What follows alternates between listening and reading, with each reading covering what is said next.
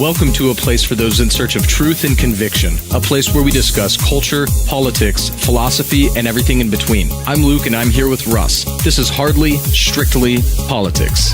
Hell yes, dear listener, HSP Boys back in the saddle once again for episode number 24. Thank you so much for jumping in the saddle with us.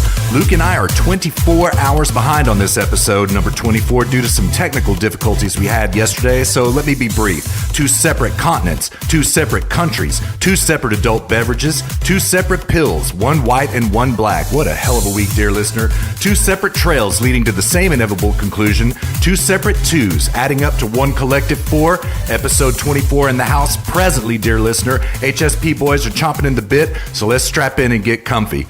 Find us on Facebook at Zero Gravity Med. Same thing on Twitter at Zero Gravity Med. And you can always find us right here in our own house. Send us email at feedback@zero-gravity-media.com. That's feedback at zero-gravity-media.com.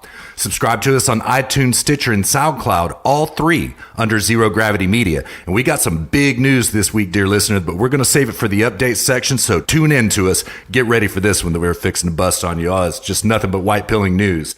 You can now find us on YouTube, dear listener. Look for Zero Gravity Media on YouTube, but find the right one, dear listener. Look for the Zero G logo in our profile. Can't miss us.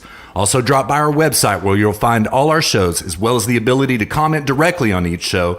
There you can also send us a message directly using the contact form. We're still moving toward written content, dear listener. Basically, when Luke and I find the few spare moments to write, that's when we're going to start the written content. But open invitation, dear listener. Please hit us up if you'd like to write for Zero Gravity Media. We'd be most honored and delighted. So, Luke, let's just get right on with 24, brother. How you doing today? What's going on? I'm doing great, man. Doing great. And big shout out to dear listener. I have some really fantastic news, and we just want to say thanks. For the first time ever this month in January, the month isn't even over yet, but it's getting close. But for the first time, every single show in our catalog of shows, including the couple of Friday Night Comfy posts we've done, the 4 episodes of Random Walk, we have another one coming out soon, and then all of our HSPs, for the first time, every single show in our entire catalog was listened to this month, which means that people are finding out about us and enjoying the show and then going back and listening to the shows from the beginning, which is fantastic. So whoever you are, thank you. And thank you everybody for listening. It really means a lot. Yes, thank you, dear listener. Thank you so much. Man, that is a really white-peeling stat right there, Luke. That's something else. That is something else. Yeah. So, all right. Yeah, we're going to bring back capitalism, freedom, liberty, making all of that stuff cool again. And it always has been cool, man. Yeah. Well, I don't know, man. You know, we're kind of up against the ropes in some ways right now, but like you're right, we're going to win this ideological battle, and even if we don't win, we're still going to fight it, dear listener, every single week right here in the house. Indeed, but we will win. The reason we will win is because capitalism is correct, and reality always wins. Yeah, that's right, man. That's right. No matter how painful a lesson, no matter how painful a win, reality always wins out. Yes, sir. Yes, sir. That's right. All right, man, let's jump into the content. What do you think? Let's do it. All right. By the way, really quick. Dear listener, this might be a little bit of a shorter episode. Like Russ said, we had some technical difficulties yesterday, which were extenuating and outside of our control. So I'm recording here late on a Sunday evening, and just don't know how long we're going to make it into the evening. The show might be somewhere between an hour and a half. It might be the normal 3. I don't know. It just depends on how things are going. So if it's a little bit shorter of an episode, that's why. It probably will end up being somewhere around 2 hours. But I mean, based upon our feedback, Russ, I think there's a certain vocal minority of dear listeners who probably won't have much of a problem with that. But I would agree. I would agree with that. Yeah. Yes. So maybe yes, that's dear what listener. it was. Maybe that's what it was. It was like one of our dear listeners, like, hacked the North Texas internet, and shut it down. Throw a wrench in the spokes for us to make shorter episodes. Yes, indeed, dear listener. Yes, that's what it was. I was victim of an internet shutdown yesterday for the whole day, and it's really put some hardships on Luke and I this week because that was our window for this weekend. We were both supposed to be busy today. I cleared my schedule. Luke did the best he could, but here we are burning the midnight oil in Germany and just trying to get something down for you for this week. So we are going to maintain a pretty quick clip going through these topics like we have the last couple of shows. We might even try to go a little bit faster this week. So, yeah. And, I mean, we were going to try to record, and our hamster died overnight. Oh, so man, I know. Press F so for Phipps, man. F. And, but yeah, I mean, so that threw another wrench in the spokes. So it's just been a, kind of an unfortunate weekend. But here we are, yet again, week after week. We'll never let you down, dear listener. Mm-hmm. Stay focused, maintain frame. That's our maybe that is our motto? Is that our official Zero Gravity Media motto could now? Could be, man. I like it. Yeah, I like it. Yeah. Stay focused, maintain frame. That's right. That's right, man.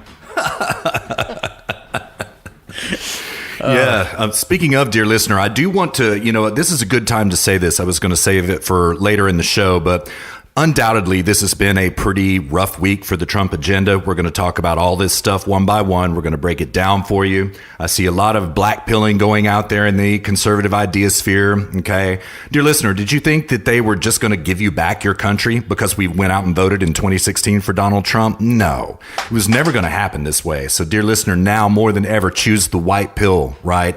A lot of black pilling stuff went down. We get it, right?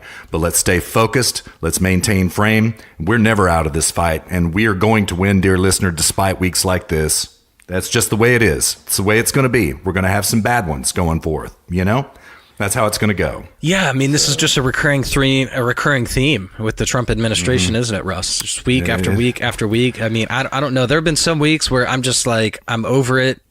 Then there are some weeks where I can't get enough winning.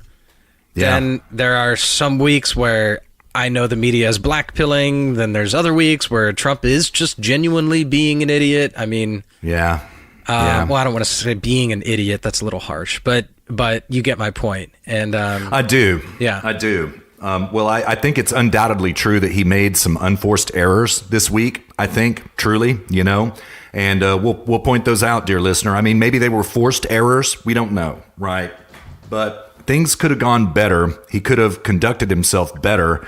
And, here we are on Sunday, kind of, fistful of black pills going into Monday, with just about everybody in Trump's base. And we're going to try to correct that for you, dear listener, and change those black pills to white is what we're going to do in this episode. So, man.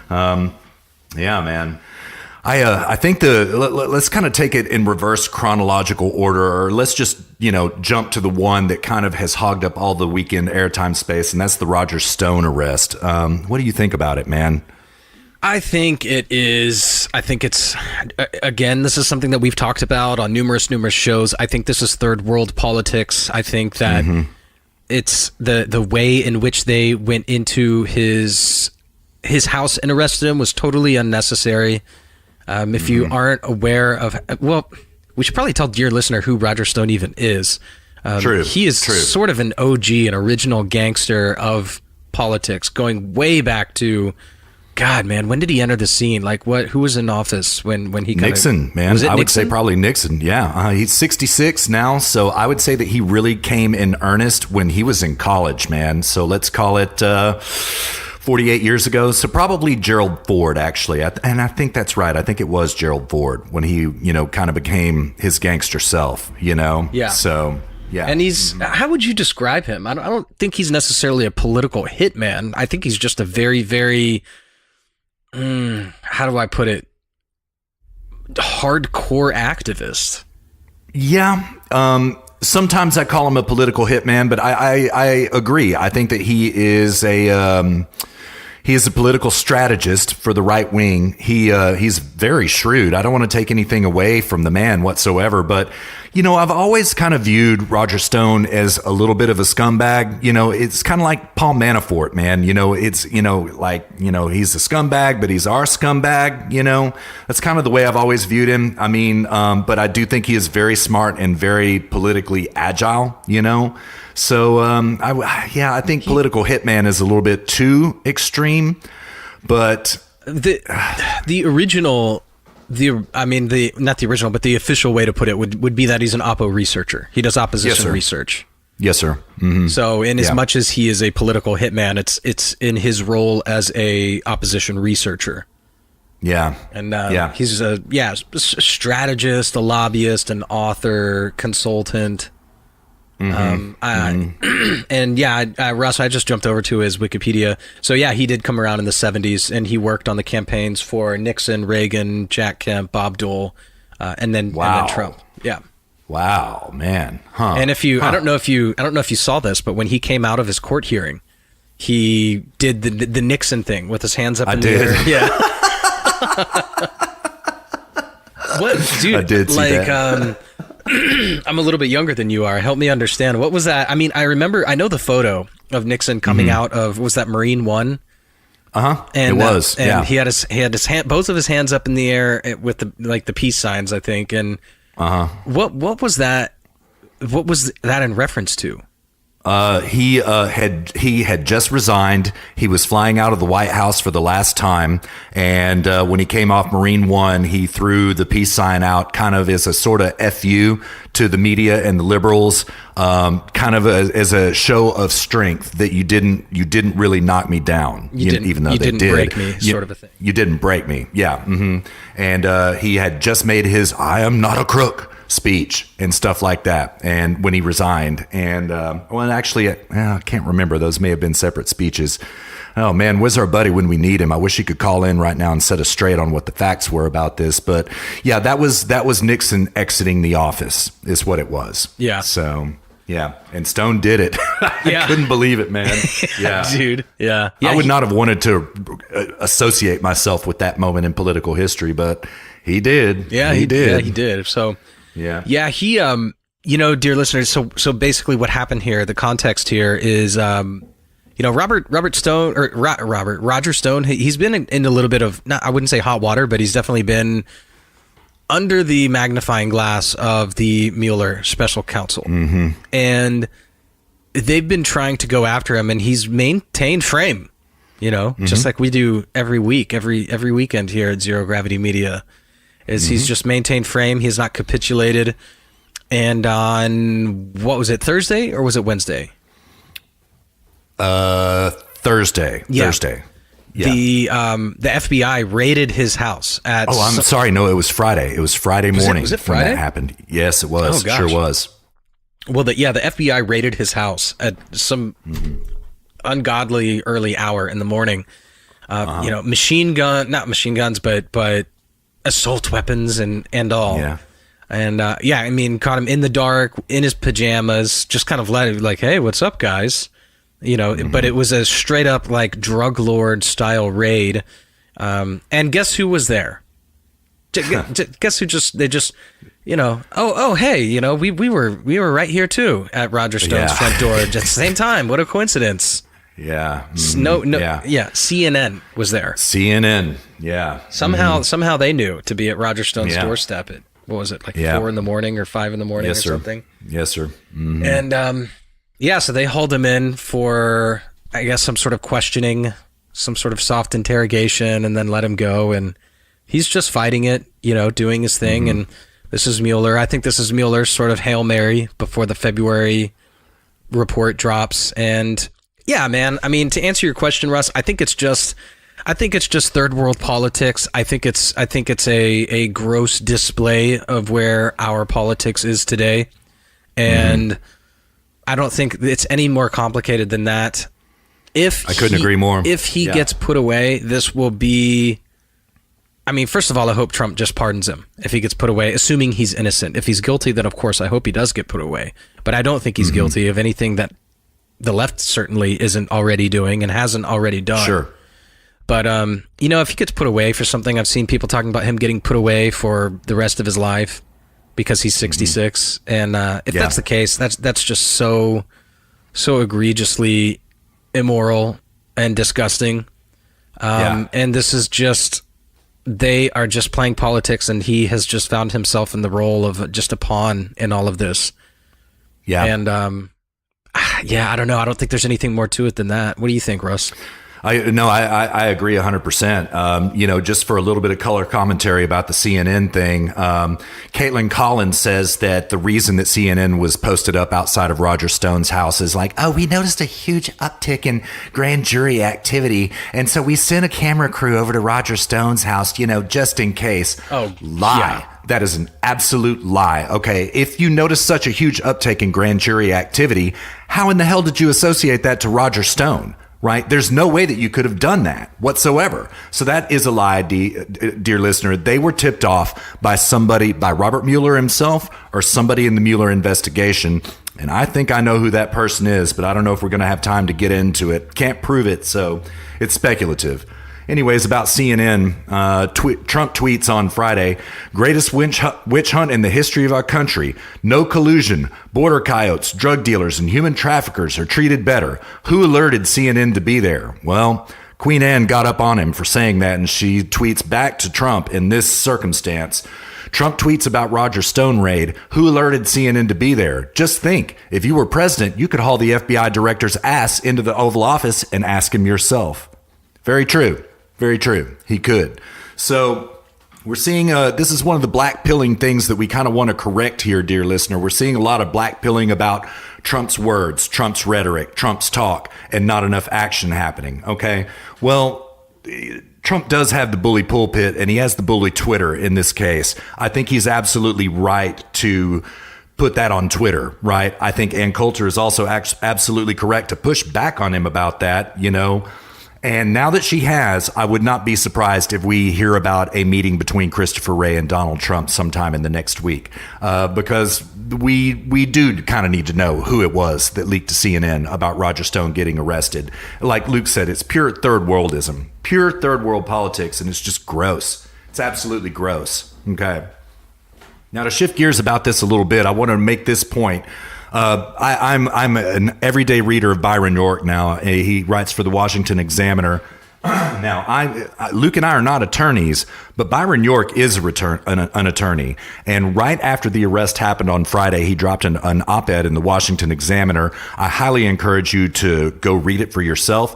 He breaks down each of the 7 charges in the indictment, which I read, right? And you realize that what you see here, there's one thing conspicuously missing, and that is Russia. Okay. I'm going to read the last 2 paragraphs of Byron York's piece. It goes thus. In the end, it appears Stone's big problem was his big mouth. He liked to brag about being behind all sorts of nefarious deeds when in fact he was not, or he had a tangential connection to them at best.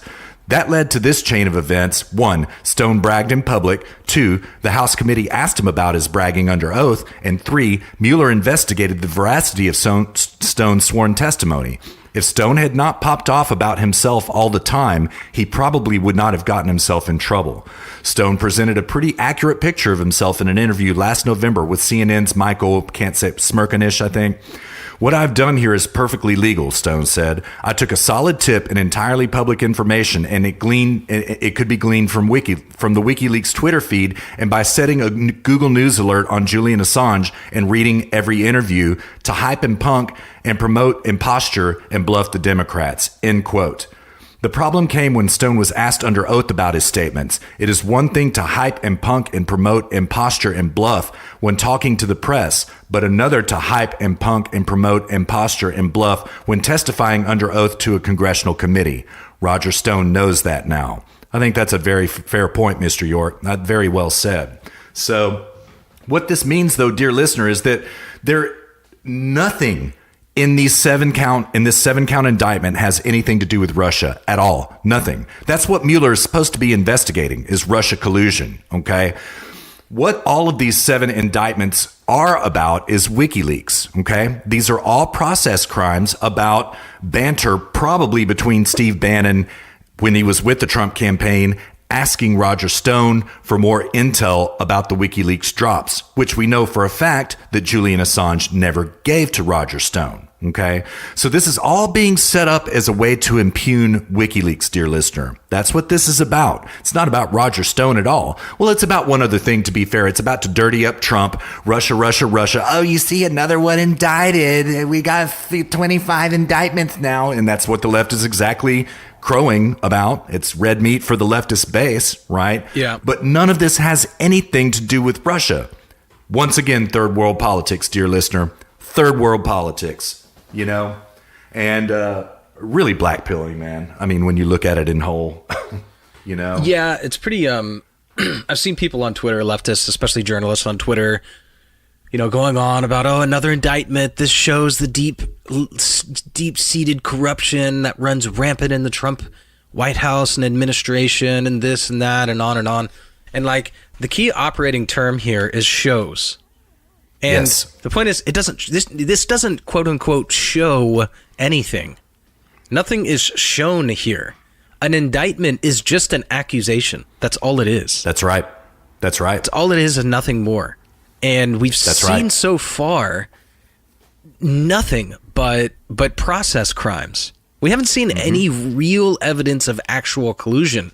But all the left wants is we keep going back to this show after show after show, which just further edifies the fact that we have been correct week after week after week, which is that this is just all process crimes. This is just manufactured crime, you know, outside of anything other than the special counsel and the FBI. This would be entrapment, which is against the law. Yeah, it is. And that's all this is. They've actually proven that there hasn't been any collusion. Now, that's not the way the law works. If you assert a positive, the burden of proof lies upon you to prove that claim. You can't make a claim and then force the accused to prove that claim is wrong. If you make the claim, then you have to prove it true. But what the left is doing here is they don't really care about either one. The claim in and of itself is enough for them to just assume that it's true. So that's absolutely right. That's just all any of this is. It's just so. I mean, it's blackpilling now and it's frustrating now, but it is telling. It's revealing of just how far the left is willing to go to win politically, and it's also revealing of and like we've also talked about on many shows in the past. It's also revealing of the fact that they just have no ideas. You know, they are left with having to do something like this, and that's it. But, you know, Russ, I have to side with Ann Coulter here, because why isn't Trump doing anything? You know, I couldn't agree more. He ought to just say, look, you've been at this for 2 years. You are either the worst group of investigators, and therefore I'm going to fire you and replace you with actual people who can do the job, or I'm innocent. It's one of the two at this point after 2 years. You're either so bad that you should be replaced, or I'm innocent. And you have until February 15th to decide which one of those two it is. That's what I would do.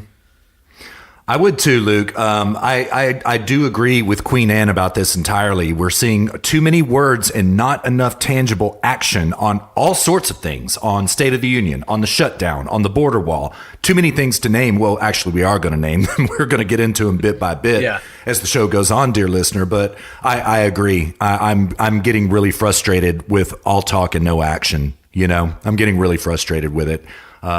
That said, I'm not going to black pill. I still support this president, and I understand his plight, right? But man, the special counsel investigation never should have been allowed to happen, ever. And here we are, because, you know, Trump made a rookie mistake in the early days of the forming of the special counsel investigation by really allowing it to go on in the first place by Jeff Sessions' recusal.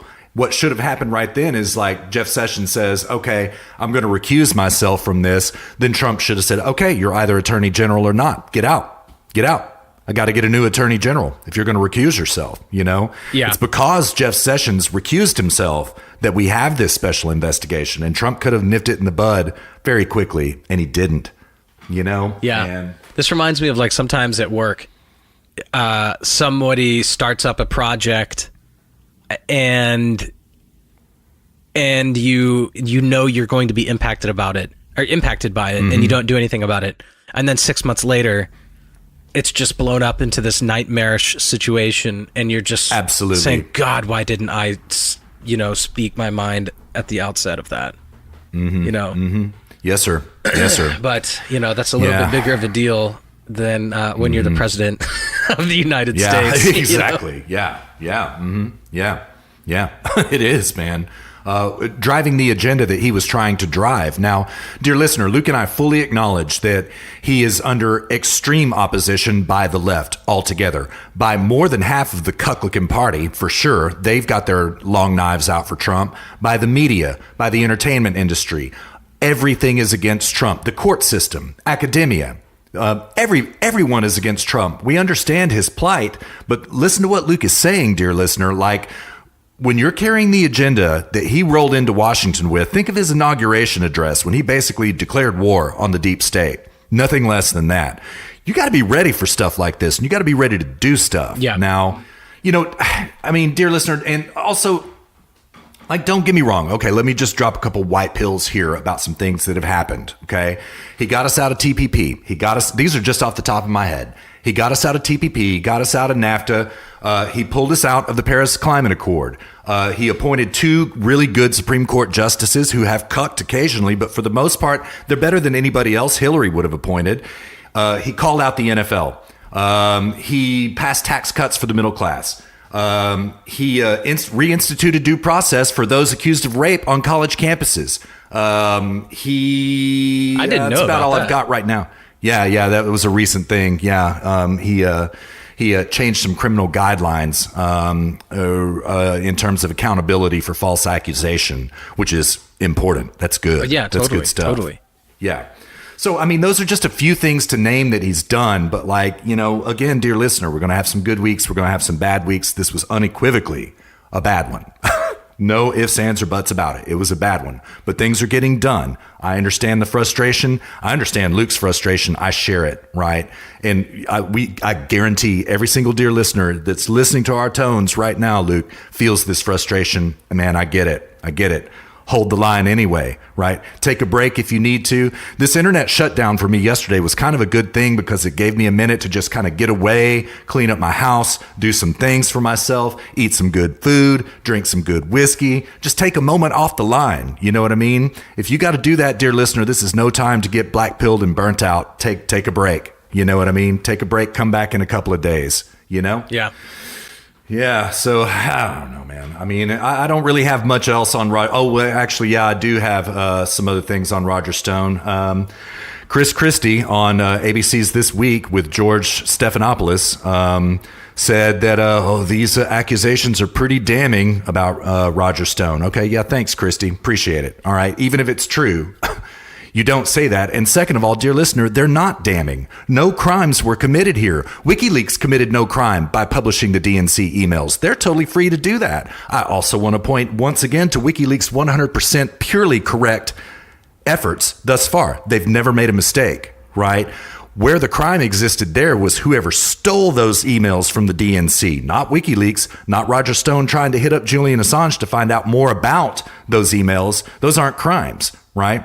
These are perjury traps that were set out by Mueller because Stone boasted in public about his involvement, named Jerome Corsi, some other radio show host that I can't recall his name right now, some leftist I'd never heard of, about who he had talked about with the WikiLeaks emails, and he contradicted himself with what he said in congressional testimony and to the media. That's what he's busted for. You know what I mean? Is it perjury? Yes, it is.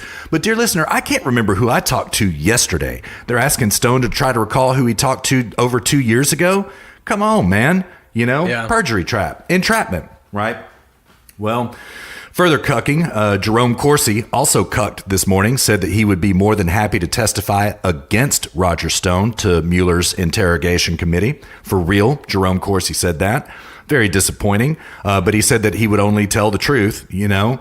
And then I think the most blackpilling thing of all is that Roger Stone himself cucked. Remember when he came out and did the Nixon on Friday, Luke? He said he will never participate in this witch hunt, and he will never participate against the president, all right? Or rather, testify against the president. Well, on George Stephanopoulos' show this morning, he did say, I'm going to have to talk to my lawyers. I might communicate with Mueller. I'm not going to tell any lies. I'm going to tell the truth, but I might cooperate with Mueller. You know, man, don't self-cuck, Roger Stone. I mean, you soldier as yourself. We thought that you would know better than this. Come on, man. Yeah, I mean, there is no cooperation here. I think about what that means. Cooperation. There is nothing co about this. That's right. This is him trying to entrap you. Yes, this is a hit job. Yeah. Yes. Yes, sir. Well, a couple of predictions going forward.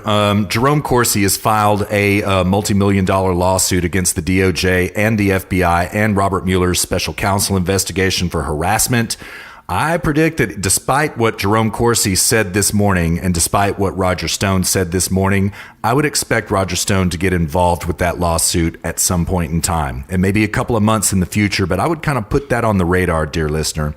I would also kind of put on the radar, I think we are going to see an indictment of Steve Bannon.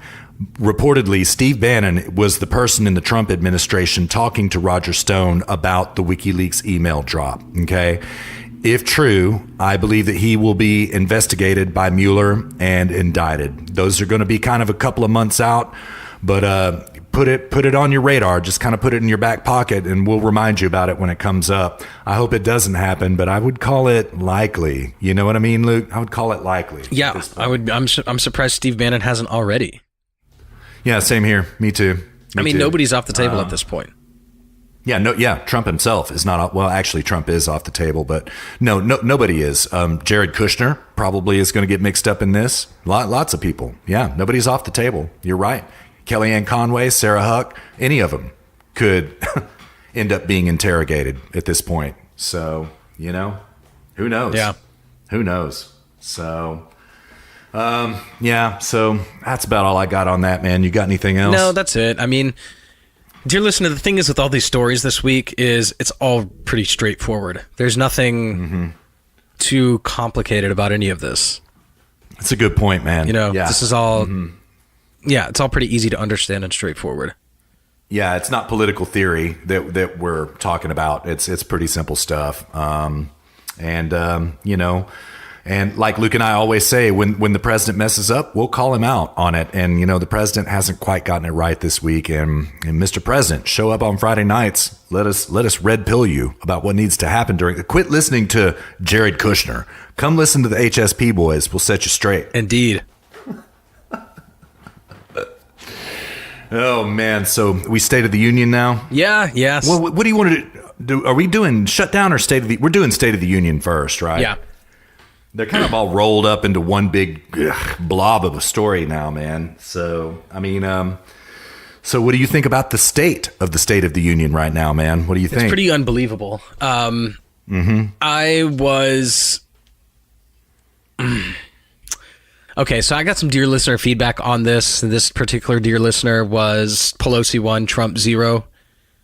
And I don't know, I've got a couple of different opinions about this. I mean, for one, Trump is going to be the one to make any sort of an announcement. So, of course, of course,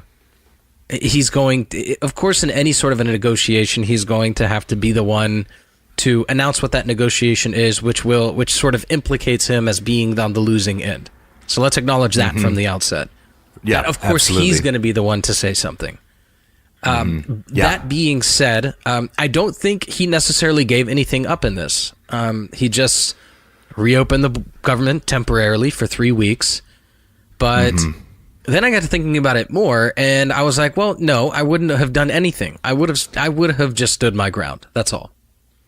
I mean, I would have kept the government shut down. I would have stood my ground and let it be that, because the left was losing. They were doing so bad right up until this happened. And the moment Trump announces a 3-week temporary opening of the government, everybody forgot about him canceling her flight. I mean, think about how fast the winds change, Russ. Last week, I know. We were talking about how based in red pill Trump is because he canceled Pelosi and all these Dems flights from this PR campaign to Europe. And then this week, he's reopening the government. How fast the winds change. Yes, indeed, sir. Yes, indeed. Yeah. Yeah, I agree. That was an unforced error right there. Absolutely unforced error. And of course, the media are all preening about it. Everybody's, strutting around like pigeons on the proverbial chessboard about how they've won. Well, because Trump didn't get any funding for his wall. Well, the remaining media. Yeah, well, true. Which we'll get to here in a bit. Very true. Yes, sir. Yes, sir. So, I think that it is really ugly politics once again. Remember, dear listener, that as we reported last week, Pelosi shut down the State of the Union address because the government was not funded. Okay. Well, now the government is funded for 3 weeks. There's no logical argument for Pelosi to not invite him to come give the State of the Union address. Nonetheless, she has already said last night, she said she was not going to do it. Right. This proves to you that this is a bad faith negotiation tactic being exercised against the president. Indeed, okay? because remember because her reasoning was that there's security issues. Right. There's not security issues anymore if the government's funded. So what is it? Yeah, that's right. It's that you haven't agreed to the deal. So now the terms have changed. Now he can't do the State of the Union address, not over security issues and the government shutdown, but because he hasn't capitulated. So she is holding the State of the Union address hostage. Yes, she is. And the border wall hostage, in fact, as well. Like, dear listener, like we're talking about, the shutdown and the State of the Union things have kind of merged into one story at this point, right? So the reason the Democrats are claiming victory, maybe correctly, was that they made Trump reopen the government because they started reporting all these stories about, oh my God, planes are about to start falling out of the sky. There's all these waits. TSA is furloughed. They're all calling in sick and there's waits at airports. Oh my God. USDA can't inspect food anymore. Everything's just going to hell and it's all because of Orange Man bad. That's what this was all about. I think Trump capitulated on this because he realized that there was a potential for him to start getting some bad press out of this deal, which he was getting. Nonetheless, look at how white-pilled Luke and I were last week. Look at how white-pilled all of us were last week. I wish he had just, it was an unforced error, Luke, and now totally. Nancy Pelosi gets to preen. Yeah. Gets to preen about how, I'm not letting him do the State of the Union. Are you kidding? Yeah. The deal is violated. Completely violated. The government's funded, no State of the Union, not going to happen. And she did give one caveat. She was like, well, at least not on the 29th. At least it's not going to happen then. Dear listener, it's not going to happen. Nancy Pelosi is not going to invite him to come give the State of the Union address, right? He's going to have to seek other means. That's all there is to it. If Trump goes forward with the wall, you heard it here first, no State of the Union address. Agreed. If Trump capitulates on the wall, 100%. Then she'll invite him for the State of the Union, and then he will be up there like a dog with his tail between his legs. Yes, sir. Mm-hmm. And if he goes forward with the wall, she's not going to go forward with the State of the Union address because she's already tacitly admitted that that's what this is about. That this isn't about government shutdown. This is about the wall. Yes. And yeah, absolutely. Did you see what Cuck Schumer said? I saw his and Nancy Pelosi's speech on Friday night when they got together, and I'm glad the president finally agreed with us that the government is also important to open up. I saw that. What are you referring? What did he say? Something obnoxious, I know. Of course, man. Let me see if I can find the quote here. It was about.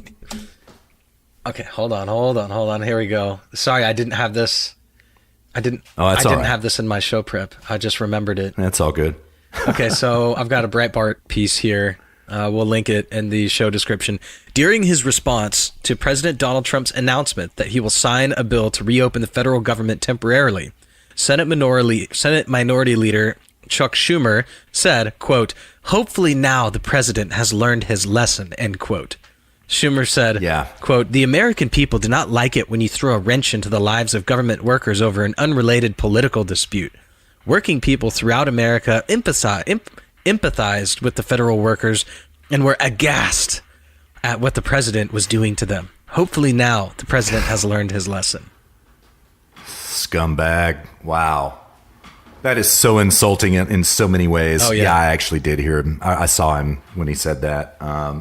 It's just disgusting, man. And I mean, you're right, Luke. I mean, look at what's happening now. They kind of have brought him to heel. You know what I mean? Now, I'm glad to say that the president has been relatively quiet this weekend. He's not given any press statements.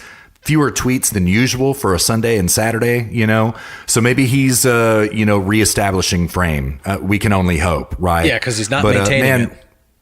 No, he's not. No, he's not. He blew the frame. He did. And, oh, man. And, you can kind of see or detect rather a tone of defensiveness from Trump about all this. He tweeted out on Friday night, "I wish people would read or listen to my words on the border wall. This was in no way a concession. It was taking care of millions of people who were getting badly hurt by the shutdown with the understanding that in 21 days, if no deal is done, it's off to the races." That sounds really defensive, and it doesn't sound like a clear mega vision like what we voted for in 2016, right? It wasn't a concession.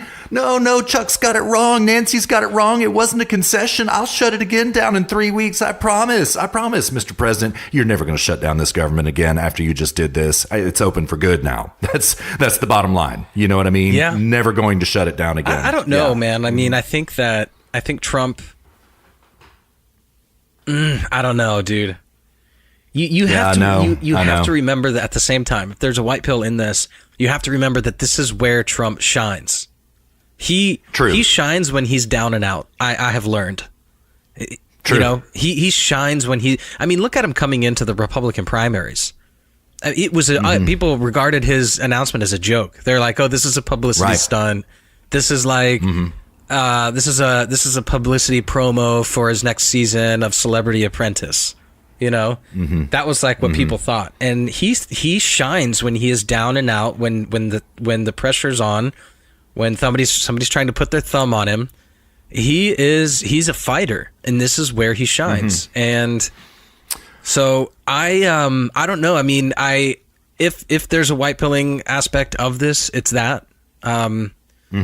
But again, you just, how many times how long can this go on before you just say, all right, well, we'll see if he gets reelected in 2020. I mean, he has to know that he's not going to be reelected in 2020 if this is the sort of how his remaining 2 years is going to go. He has to know that he's not going to be reelected. Yeah, I agree. It all comes down to the border wall. Luke and I have always argued that the border wall was just as much of a symbol as it was an effective deterrent, dear listener. Well, now it's quite literally a symbol of something else. It is a symbol of Trump's chances for winning 2020 at this point in time. That's what it is. So but I would have to agree with you, Luke. You're right about this. These are the times that Trump shines. He is a fighter. I have never seen him lose a fight, right? So I doubt that he loses this one. And I certainly agree with you that he has to see where the winds are blowing among his base about everybody being so black-pilled about him cucking on opening up the government for 3 weeks and not getting border wall concessions in exchange for that.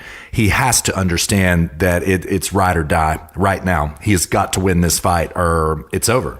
That's it. It's over. Yeah. So, yeah.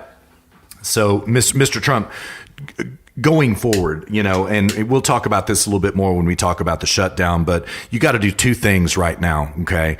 You have got to get the wall. now more than ever. And like Mr. Trump, every time you make these unforced errors, you make your agenda harder on yourself. This would have been much easier for you in 2017 when you were inaugurated than it's going to be going forward. It's going to get harder and harder all the time, especially when you cuck. So you cannot cuck on this, Mr. President. You must get the wall. Number 2, Mr. President, take it from the HSP boys. Send Jared Kushner and Ivanka back to New York. Get them the hell out of your White House.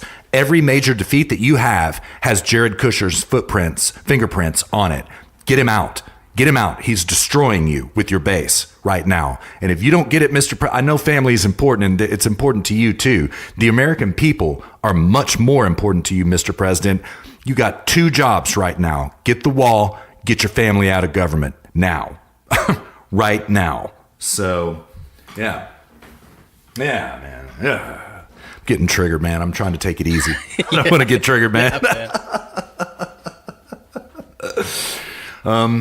So there were some other things about this. There are lots of things about the State of the Union address, but I think the big argument that I want to leave you with, dear listener, is that Nancy Pelosi has already said that she is not going to allow the State of the Union address. This means that they have no intent on negotiating a border wall. This was a bad faith deal, right? And Trump says it was to help out all these federal employees and all that kind of stuff. It wasn't about cucking on the wall. Okay, that may be true. That was also your bargaining chip to get the wall, Mr. President. That was it. And you gave it away for 3 weeks. You know what I mean? Gave it away. So, yeah. Yeah, we'll see. I mean, at the same time, you never know what is going on behind those closed doors. It's true. It's very true. So, yeah. Yeah.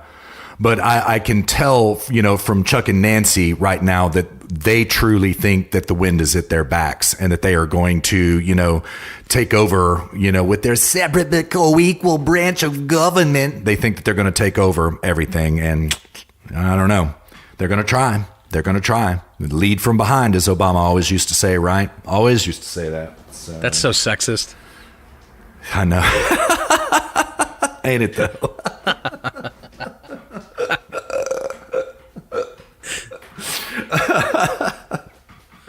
Who do you think is leading from behind in this scenario, Schumer or Pelosi? Man. Oh God, that's just too suggestive to even consider. I had a chance to catch up on some Dan Bongino show yesterday, which has been fantastic this week. Dear listener, there's some good stuff about Spygate in there that is some new news and stuff that dots that Bongino have connected. So I would suggest listening to Wednesday's episode.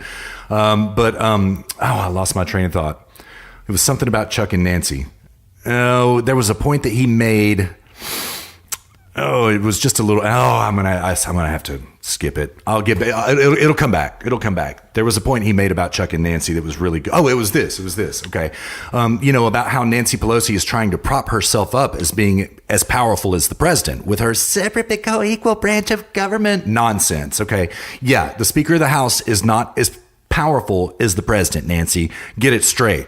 And the way that Bongino made this case is that during the John Boehner and Obama times, Boehner is what they say his name is, dear listener, but it's not, it's Boehner. Back in those days, right, there were 18 media references to the term separate but co-equal branches of government, okay? Since December 1st, dear listener, since December 1st, there have been 694 references in the media to separate but co-equal branches of government. So the media is participating in here trying to prop Nancy up into somebody who's just as powerful as the president. This is constitutionally false, by the way. Constitutionally completely incorrect. Yeah. So, yeah. So it's an interesting argument. And actually, it wasn't Bongino's argument. It once again was Byron York's argument in the Washington Examiner. Great stuff. Great stuff.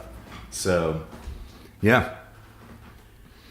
Nonsense. Indeed. They'll say anything. Yeah. They'll just say anything. I know, dude.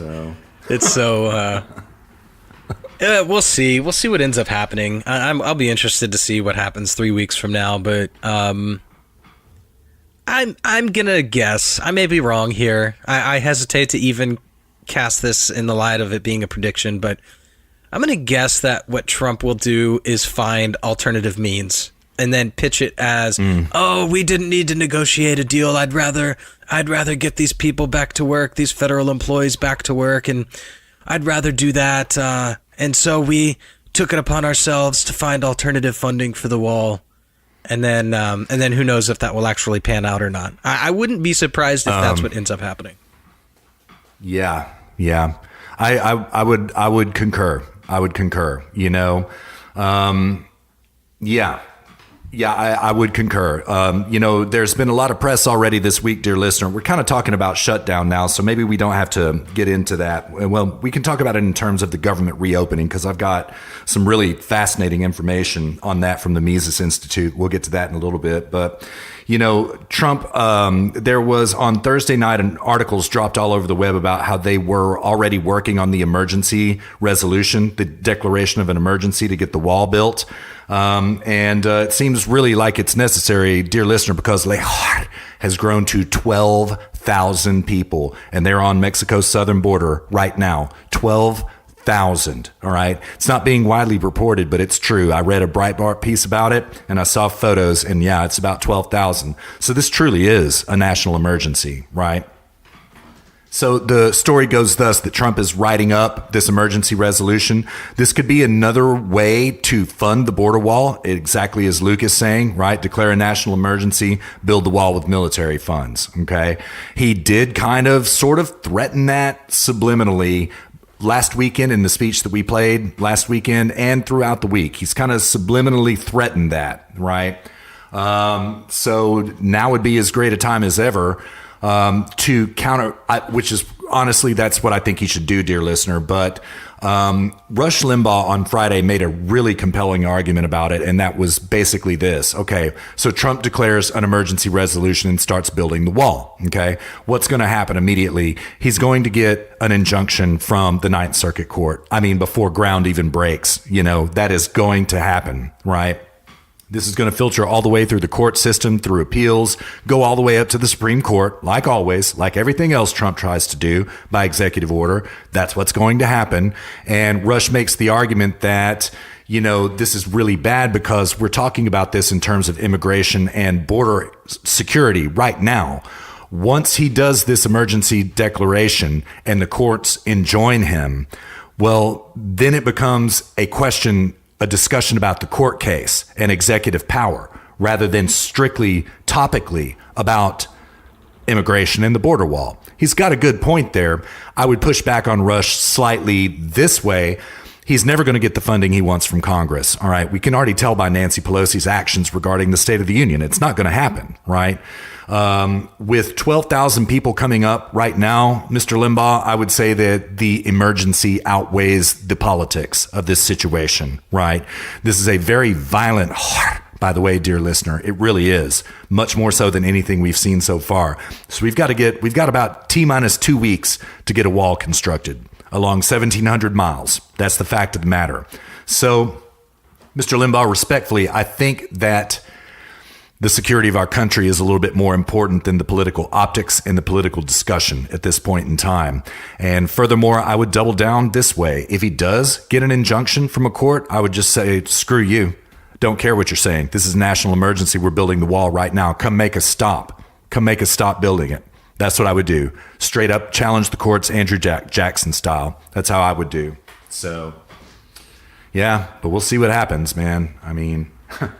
Yeah, I wish he would just turn the screws. I wish he would take advantage of this ability to permanently dissolve jobs after this 30 days. I'm not sure exactly what the law is, what the rule is there, the policy, but I know that there's something on the books which says that once the government has been shut down for X number of days, then the president can begin eliminating positions.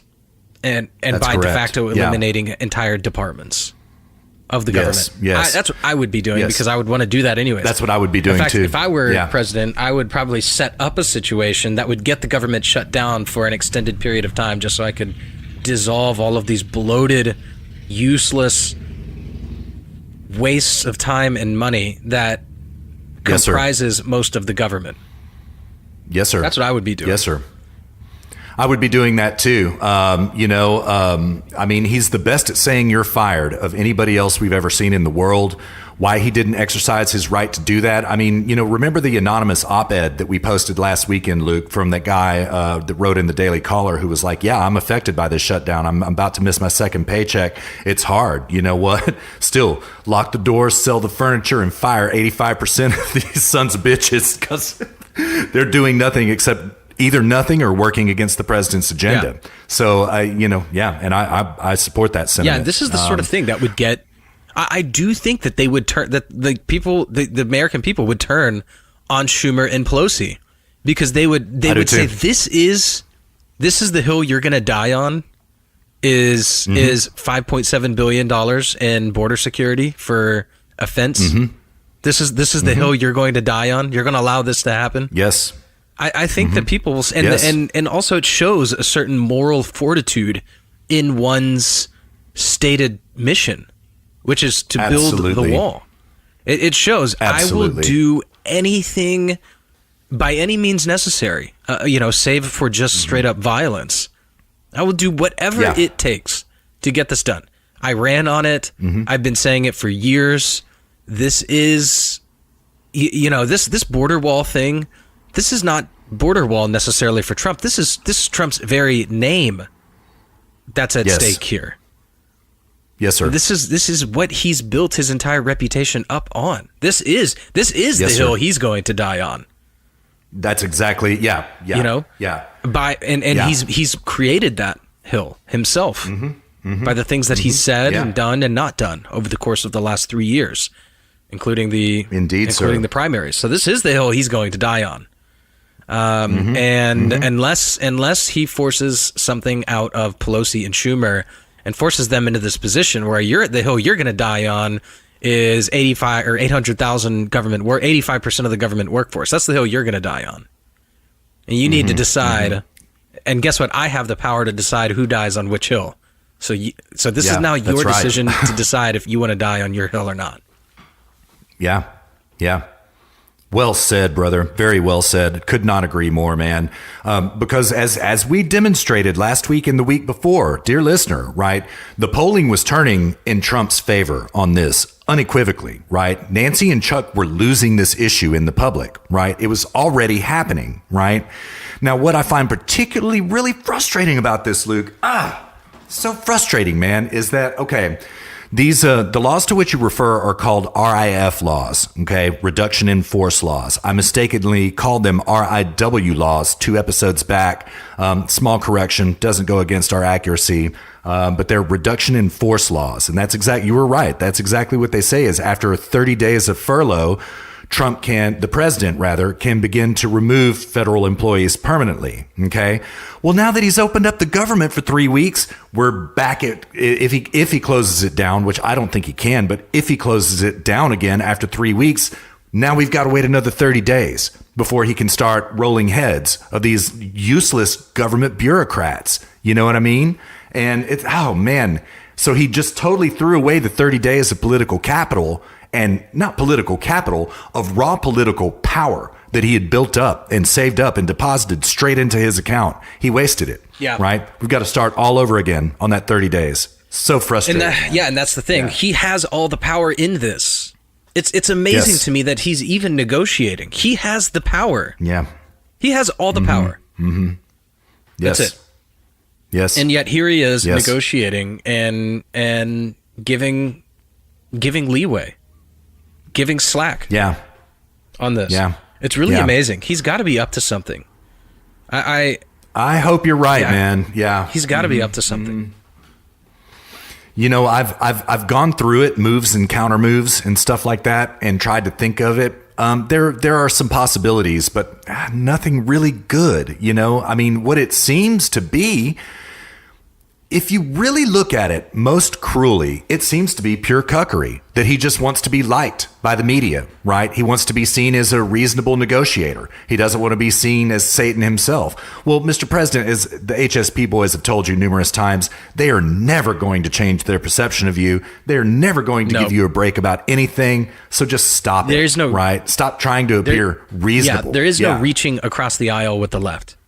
Like, If you reach across the aisle to them, they'll cut your hand off. No, worse. They will just grab you and then pull you into their horde of people and then beat you senseless and then toss you out to the media. Yes.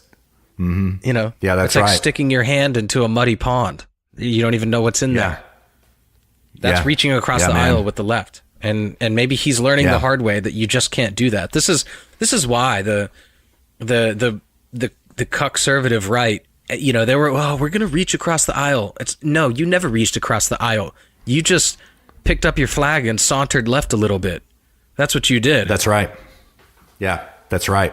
That's exactly right, man.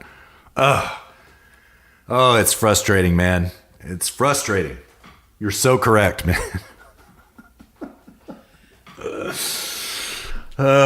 Should we move on? It's okay, dear listener. Yeah, let's do it. Truth will out, dear listener. Truth will out. Trust this, right? The truth always wins. Indeed. Yeah, let's move on to Venezuela. Let's not spend too much time on this because it's kind of gone stale in the past few days, but I'm sure dear listener is probably aware there's been some a little bit of radio activity to say on Venezuela. It's a good way to put it. On Venezuela recently. Yeah. Seems to be a little bit of geopolitical posturing between I've been seeing online people talking about like this is like the World War III sides being picked right now on Venezuela. I have too. Yeah. Mm-hmm. Which is just really bizarre. I don't understand what skin Russia and China have in the Venezuela game. Because Venezuela is basically not even, I mean, the amount of oil that they're producing is so dismally low compared to what they used to produce. And to get back to where they used to produce would require billions of dollars of investment over the course of a decade or more. That's correct. To reach the levels of oil production that they used to have. And, you know, what they do produce is probably a lot of that is just straight up stolen by politicians, by socialist politicians. Mm-hmm. And this little radio activity that's going on right now is basically Trump kind of out of nowhere decided he was going to recognize, what's the guy's name? I have a hard time pronouncing it. Guaido. Is it Perez? Oh, yeah. Guaido. Yeah. That's it. Sorry. That's right. Mm-hmm. Yeah. And probably part of our show prep should be learning how to pronounce some of these people's names. Yeah. Indeed. Guaido. Mm-hmm. I don't know. Yeah. But anyways, Trump, so he's the opposition politician to Maduro, which is a very dangerous position to be in to oppose Maduro because Venezuela is the epitome. It is Mount Olympus of third world politics. Mm-hmm. And Maduro will just have you killed. So I don't know where Guaido is, but he has got to be in hiding somewhere. If not out of the country entirely. I would be for sure. Yeah. Mm-hmm. I'd be in Colombia, no doubt about it. Absolutely. Man. Yeah. But I wouldn't even be in Colombia. I'm sure Maduro has people there too. Yeah, right. Yeah. I'd be in the States. That's where I'd be. Yeah. But basically, so Trump came out and decided that the United States no longer recognizes Maduro as president, that they're now recognizing Guaido as president. Guaido, I don't know. And so and then basically just kind of went silent. And then they made another announcement saying that countries need to pick sides, which is this World War III sort of meme. And there's a lot of riots there right now, but there's always a lot of riots. Venezuela is very, very poor.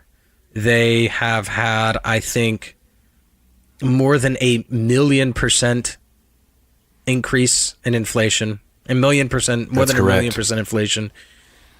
Yes. Their money is basically worthless at this point. Maduro had to lop off 5 zeros off of their currency, which doesn't really change anything. Doesn't change anything, actually. They've been experiencing hyperinflation. Dear listener, the way they got there, maybe what we should do, Russ, is kind of give dear listener a primer on Venezuela, and then we can hit this up when there's more developments later, maybe next week or something. Yeah, sure. basically, Venezuela used to be the richest country in Latin America. The 60s, the 70s, the 80s, Venezuela was the wealthiest country in South America. They were a huge oil producer, but most of their oil, I think like 97% of their exports were oil when it was at its peak. So they were very exposed to dips in oil prices. So when oil prices would go down, they would take a big hit. When oil prices would go up, they would reap the benefits. And that's kind of how it was. But because they were producing so much oil, they were doing very, very well. And then in the 90s, they had a big, and you just see this over and over and over again. In the 90s, they had a big move towards socialism. And they elected Hugo Chavez, who brought in and he campaigned on this. I think they're called, I can't remember, Chavezistas. I don't know. I'll have to look it up. Something like that. Yeah. Or I was like, it's something, I don't know. I'll have to look it up. Basically, so lots of public welfare reform, lots of government investment. I love that term.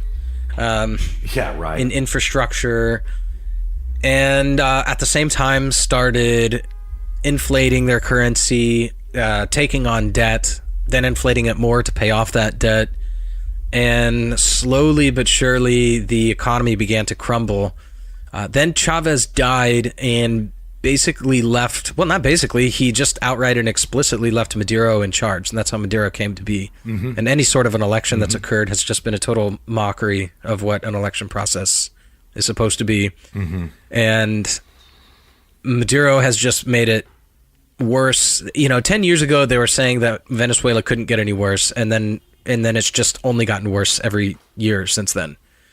And they are, I actually watched a documentary about this the other night. I mean, the hospitals are telling people to bring their own light bulbs and water because the hospitals do not have, they don't have light bulbs. They don't have running water.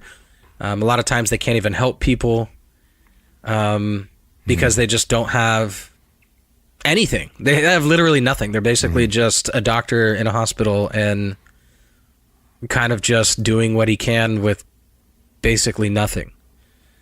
And yeah, this is all because of hyperinflation, which is a result of trying to pay off debt, which is a result of taking on huge socialist projects, which is a result of socialism, which is a result of collectivistic philosophy. And and that's how Venezuela has come to be what it is today. It's collectivistic altruism, which led to socialist politicians, which led to debt, which led to hyperinflation. And And the real catalyst, dear listener, what Chavez really did that screwed everything up really bad was that they had a vibrant oil industry there, right? Like Luke said, they were the wealthiest country in Latin America by far, right? Well, he nationalized that industry, right? He took it over entirely, right? So when that means that he took it in the name of the government, right? Well, what was really happening is that Hugo Chavez and now Maduro were profiting mightily themselves personally off of that oil industry, okay, while everybody else in the country starves. But what also happens when you nationalize something like this, that economy doesn't build other economies of scale up in the country, right? Once they took control of the oil industry, all of the peripheral economies attached to the oil industry failed, right? Because the government for itself took all of these profits for socialism, right? We're going to take care of our people, except they didn't do it. They became incredibly wealthy themselves and their people starved to death. And like, so dear listener, it's dilapidated to the point now, and this is not an exaggeration. People don't have pets in Venezuela anymore. They've eaten them all. They've eaten all of their zoo animals, right? All of them. There's nothing left to eat in the country. So they raid zoos and kill tigers and barbecue tigers up in order to survive and stuff like that. They don't have toilet paper. They don't have any medicine. That's some serious toxic masculinity there, barbecuing up tigers. Yeah, right.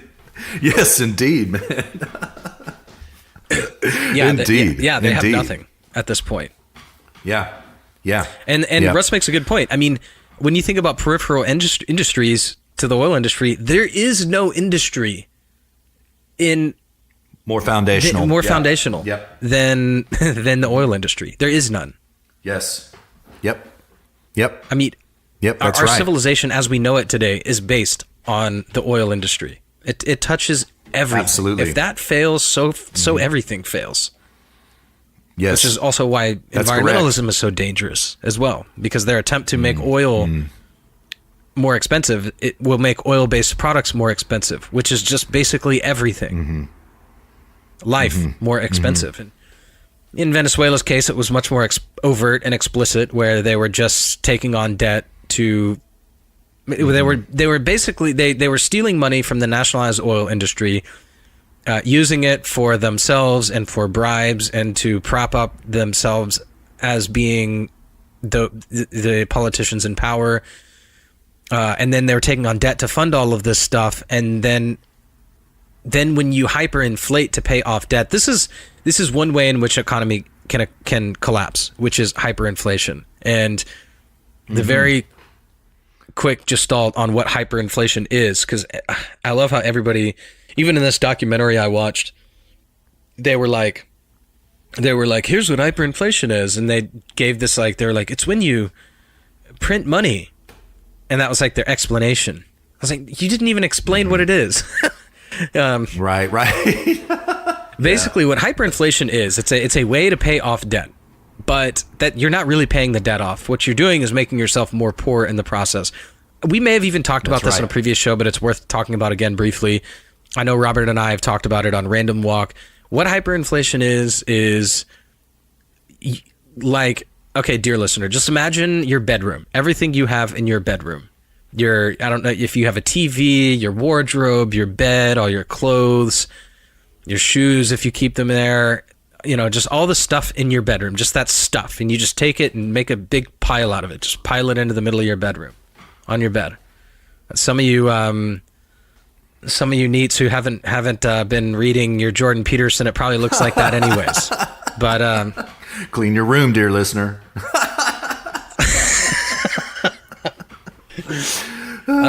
like all the stuff in your bedroom, or in your bedroom, just all that. Okay. Then you attach a currency to that. Okay. So let's say you just have 100 units of currency. 100 units of currency, just some make-believe currency, represents all of the stuff in your bedroom. And let's say that you owe 500 units of currency in debt. Well, if you have the ability to print more units of currency, well, you do that. And you say, okay, I'm going to print 500 units of currency to pay off this debt, and then I'll be left with 100. Okay, so you do that, you print that 500 off, you pay your debt off, and then you're left with 100, and you might think that, oh, cool, I'm back to square one. How awesome was that? But it's not that easy. This isn't like you haven't figured out how to hack the debt system. All that means is that person now has 500 units of your currency, and you have 100, and that stuff is still the same. It didn't change. That's stuff is your wealth. Right. This is what people need to understand. How much money you have is not how wealthy you are. How wealthy you are, and we're talking here in terms of material wealth. I'm not talking about spiritual wealth or anything like this. We're just sticking in the realm of materialism here, just to make this nice and clean and easy. Even though there is not a dichotomy between the two, they're integrated. But we'll just keep this nice and easy and clean. I don't want to get too over people's heads here. You are not more wealthy because you printed 500 more units of currency. You're actually much more poor. Less wealthy. You're actually much more poor because that pile of stuff is still the same, yet it is now each one of your units of currency, like it is 1/600th now instead of 1/100th. So that pile of stuff is still the same. And it's just that now somebody else has 500 units of your currency and you only have 100, and and that stuff is represented into 600. So they actually own, as a representation, 500 out of 600 units of your stuff, in effect. That's right. So you just traded away 5/6 by inflating to pay your debt off. You just gave away 5/6 of your wealth, because now they can come back and buy that from you and buy 5/6 of your stuff. Yeah, that's absolutely correct. And dear listener, this is why the HSP boys back a metals-based currency, or at least a commodities-based currency of some type, right? Because it's much harder to pull off these types of printing shenanigans when your currency is directly in relationship to a finite good like gold, for example. Yes. Also, the second point to make, dear listener, this is Keynesian Economics 101 right here. That's what this is, pure Keynesian economics. This is anti-Austrian school economics that we're describing to you right now. And it's very simple to understand when you break it down so cogently as Luke did. There is now more currency that represents what all of that stuff in your room used to represent. That stuff hasn't changed at all, but now there is more currency out in circulation representing that, right? It's a despicable deed, man. It's really despicable. And what makes it even worse in the case of Maduro and these guys, what they're doing is they're printing a whole bunch of currency, right? But then before they're releasing it into circulation and devaluing it, they are actually going and putting it away in banks in the Caymans and other places, and then redenominating it before the currency devaluation. That's exactly right. So they're lining their own pockets by getting it out of the country and doing a currency exchange, exchanging it into Cayman dollars, American dollars, yen, whatever. So they're getting it out of the country, doing a currency exchange, then putting this inflationary event into motion to pay off the debt and devaluing everyone's wealth. So it's just pure theft from the people. So inflation can actually be... It's people say, oh, inflation is a mechanism of theft. Well, I think a lot of people kind of don't really understand that it can explicitly be that. It's not just like theft in the sense where it's not theft in the sense where like they just burned something that you own and it's just evaporated into nothingness. It's not that. It's actually, they've actually taken something from you. They've made you poor so that they can become rich. This is why, like Russ is saying, Austrian economics, capitalism, when you trade, that's wealth creation. When you take, as is the case with socialism, as is the case with these other systems, that is somebody becoming poorer and somebody becoming wealthier. Indeed, sir. This is why under capitalism is the only system in which you can love your fellow man, because your fellow man is an opportunity, is an opportunity for you to capitalize on. That's capitalism. Other people that you can trade with represent opportunities for you to capitalize on your own value creation. And socialism is a system of threat. It's a system of everyone around you. You're shackled to everybody around you, and people are doing nefarious things because it's no longer a win-win. Now it's a win-lose game. That is socialism. Socialism is a win-lose. Capitalism is a win-win. Yes. This is why capitalist countries become wealthy and socialist countries on the whole become poorer over time. That's right. That's right. And, just to double down and show you just how evil this is, dear listener, what it is that the Maduro government is doing right now. Okay, so everything that Luke just detailed to you is 100% spot on correct, right? They even reinvented their currency at the end of 2018, and it's now the Venezuelan bolivar. Okay, so let's take the Venezuelan bolivar. Okay, so if you're Maduro, for example, let's just take bolivars in US dollars. Okay, you have a certain amount of bolivars, right?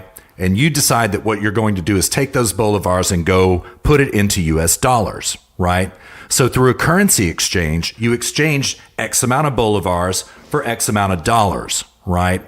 Then you depreciate your own currency, right? So think about if you had depreciated your currency before you bought dollars, you would be able to buy way fewer dollars than what you were able to do if you had first exchanged and then depreciated your currency, right? Well, all these poor bastards in Venezuela, they don't have USD. They only have Venezuelan bolivars. So in the process of Maduro ripping off a currency exchange, remember there's a bag holder on the back end right there who used to have USD, now has this worthless Venezuelan bolivars at Maduro's insistence, at his own political evil, right? By his own political evil, they have this worthless currency now because of him. Well, these people also have this worthless currency because of him, right? Like he's screwing everybody in order to maintain power and wealth. And that's just the truth of the matter. So, but Russ, we're helping our fellow man. Oh, I know. Yeah, we know all about it, leftists. We know all about it. You know, what needs to happen, I think that Trump is making the right decision here. And I mean, I do not think that we should be putting troops on the ground in Venezuela. I do not think that we should be telling other countries to pick sides. But I do think that there are things that we can do which might help the Venezuelan people and might help our... because what Venezuela really needs right now is they need foreign investment. But nobody is going to go in there and invest large amounts of capital right now with the way things are. So what they need is rule of law. What they need is freedom. What they need is liberty. What they need is stability. And rule of law, freedom, liberty, capitalism brings stability. And that's what foreign investors look for. And yes, Venezuela has it all. I mean, they've got some of the best beaches in the world. They've got oil. Yeah. They've got jungles and, they've got natural terrain. They've got farmable terrain. They've got beaches so they could have tourism, and they've got oil. They have everything. And a ton of it, man. I think 20% of the world's proven oil reserves. Oil reserves, yes. They've got 20%. Yeah. And it's sweet light crude, which is much easier to refine, dear listener. They have very good crude oil there in Venezuela. Very, very good stuff. We love our sweet light crude. Yeah, but seriously, they have everything. Yes, I can guarantee you, there is foreign investment who is salivating at the opportunity to go in there and invest, because there is a lot of money to be made there.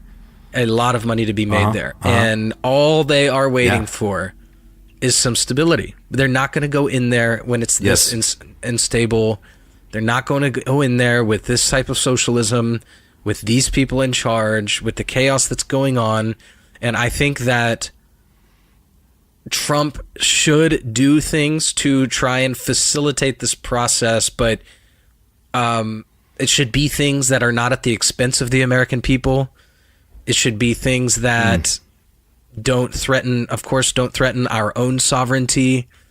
It should be things like this. It should be like what he did, like recognize. Now, I don't know much about Guaido. I think, like I said, we need to talk about this on another show.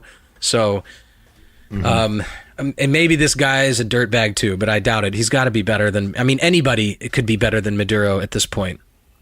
For sure.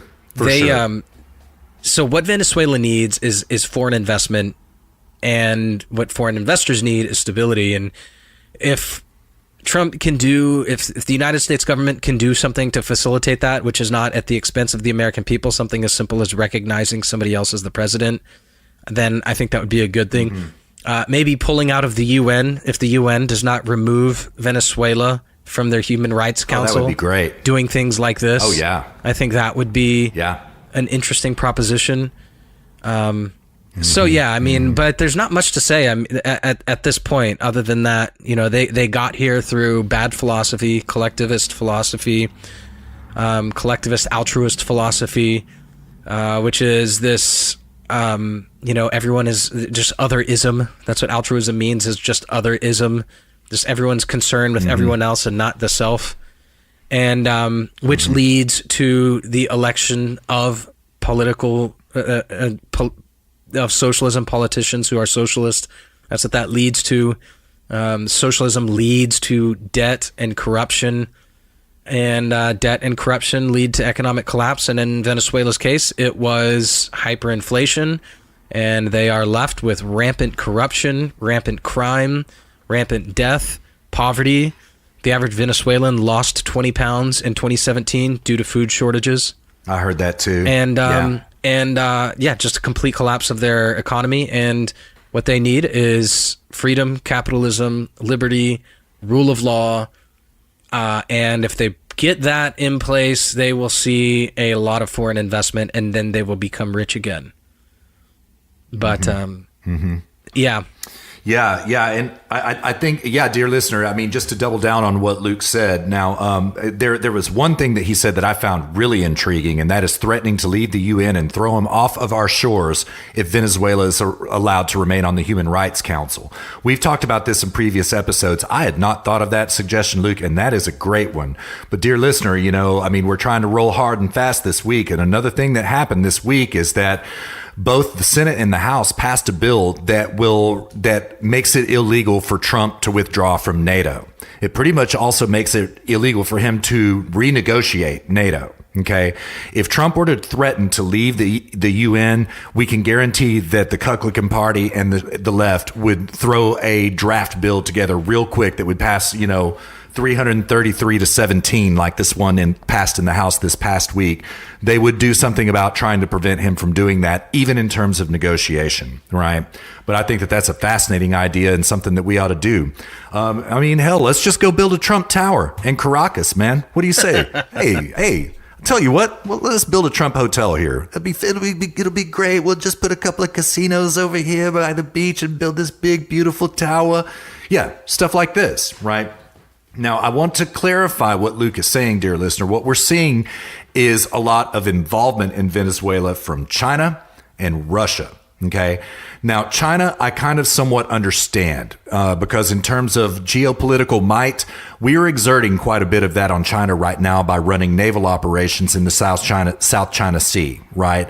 China is trying to get exclusive control of the South China Sea and wants us out. They're even now starting to buzz our ships over there with bombers, okay?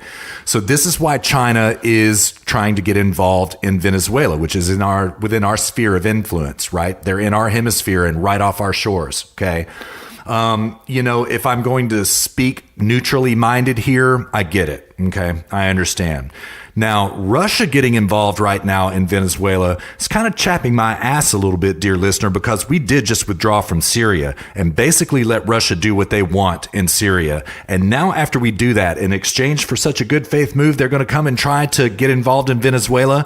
Man, that is shady. Russia needs to GTFO out of this hemisphere. And also what they're doing, dear listener, is they're bringing things like warships to Venezuela, okay? They're not bringing oil tankers. They're bringing warships, okay? Now, I do think that we need to look after our geopolitical interests in our own backyard here. Furthermore, the point that I really want to make about what Luke is talking about is that Russia and China are not talking about bringing private enterprise to Venezuela. They're talking about bringing more government investment to Venezuela. And this is dangerous. This is very, very dangerous. And contrary to the needs and best circumstances for Venezuela, right? Quite frankly, right? It seems right now, dear listener, for example, that China and Russia are there more to prop up the Maduro government than they are to try to get capitalism working in Venezuela, right? What we need more of, right, is not countries coming in. We need companies to be coming into Venezuela to grease the wheels of capitalism there. That's what I would advocate for. And I'm sure, Luke, you would probably agree with that. Yeah, totally. Yeah, I agree with all of that for sure. Yeah. It's such a sad situation, though, man. I've read about all this, average weight loss of 20 pounds, people dying right and left. Nobody supports Maduro. Whenever you hear the fake news, dear listener, about, Maduro is rallying his supporters to take their guns and go out into the streets. Maduro has no supporters among the people. They are almost unanimously against him because they're starving and they've all experienced death, dear listener. Let me put it that way. They have all directly experienced death. That's how bad it is in this formerly prosperous country right now. It's really sad, man. It's really sad to see. Yeah, indeed. But yeah. I actually know several Venezuelan, you wouldn't call them refugees because they didn't flee, but they saw where the winds were blowing, and they also all happened to work in the petroleum industry. They saw where the winds were starting to blow and got out, like in the early 80s, right? That around that time. One in the early 80s, one in the early 2000s. It's two whole families of people that I know, all of them petroleum employees. And they were like, ooh, this isn't looking so good. We got to get out. They did the right thing, And now, these families happen to be very wealthy and functioning very well as petroleum families here in the United States and doing great. So I'm glad they got out. That's good, man. Know? So yeah, I mean, when I think about immigration, this is the sort of immigration that I don't have a problem with. People who are legitimately trying to escape terrible situations and are otherwise productive, honest people. I want those people in the United States. I want those people because they are going to be productive. When you think about that pile of stuff in your bedroom, those are the type of people that are adding to that pile of stuff. That's right. Mm-hmm. Not taking away from it. I want to keep out the people who are going to take away from it. I want to bring the people who are going to add to it. Yep. Well said, brother. Well said. All right. Should we take a very quick break and then continue on? Let's do it, brother. Yeah, segment one. Updates, corrections, mega hat wearing kids, media BTFO'd, government reopening, and let's take a very, very quick break and then we'll come back. All right. Yeah, sounds good. Dear listener, thank you so much for riding in the saddle with us. We hope you enjoyed that segment. We most certainly did. Give us about 10 minutes of our time, 5 seconds of yours, 10 seconds of yours. We'll be back at you before you know it.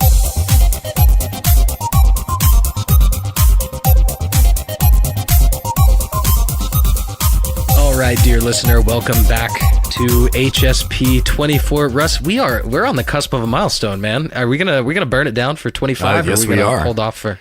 I think we should. Yeah, I think maybe we should, just a little bit, not much. I mean, not burn it down like we can burn it down, but it's a silver anniversary episode, right? So, we should probably do some celebrating, just a little bit. Yeah. I'm down. Yeah. All right, cool. We'll do it next weekend. It's Indeed, on, man. It's on. I can't wait. Yeah, man. Maybe we can get some guests. Let's look into it. Well, let's talk about it. That'd be awesome. Yeah. I'd be down for that for sure. Yeah, it would. Yeah, absolutely. Me too. Yeah. Me too. All right.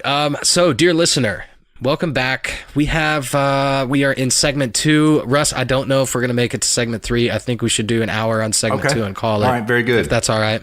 Yeah, that's cool. Yeah. So, no GBS this week, dear listener. This week just got away from us. And just too much to cover. And also, we didn't really find anything either. But, when we do find something extra juicy, we will grab bag special it no matter what. If we don't find anything extra juicy, then in my mind, grab bag special is more of an optional value. Yeah, I would agree entirely. Yeah, it's a great segment, but if we don't have the goods for it, it's a waste of dear listeners' time as well as ours. Yeah. Mm-hmm. So. I search YouTube for like political debates because debates work really well for grab bag special. Mm-hmm. And a lot of times there's like some African nation that's like in the middle of their presidential elections. For and sure. They're like live streaming the Nigeria. Like last week, there was all these like live streams of the Nigerian presidential debates. I was like, dude, that would be killer if we grab bag special, like the Mali presidential debates, Yeah, right. Yeah, dude. Yeah, I was thinking the same thing. I saw all those up last weekend too. It was really interesting how much media coverage it got. It got a ton on YouTube, at least, tons. Yeah, I think that's really white pilling. That means like people I agree. around the world are like really starting to get plugged into their political process. Yeah, totally, man. Totally. I like it too. Yeah.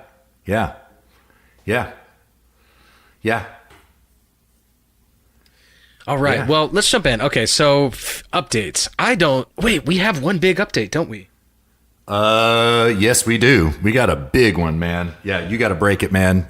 I was so white-pilled when you told me this, dude. Yeah. All right. Well, dear listener, after 6 months of waiting, patient waiting, we have finally been approved for TuneIn. Finally. So we are Thank you, TuneIn. I have to set it up I have to go in. I have to set it up and get our feed going so our shows start getting posted there. But I know we have at least one dear listener, and I'm sure this dear listener is not the only one who listens to Rush through TuneIn.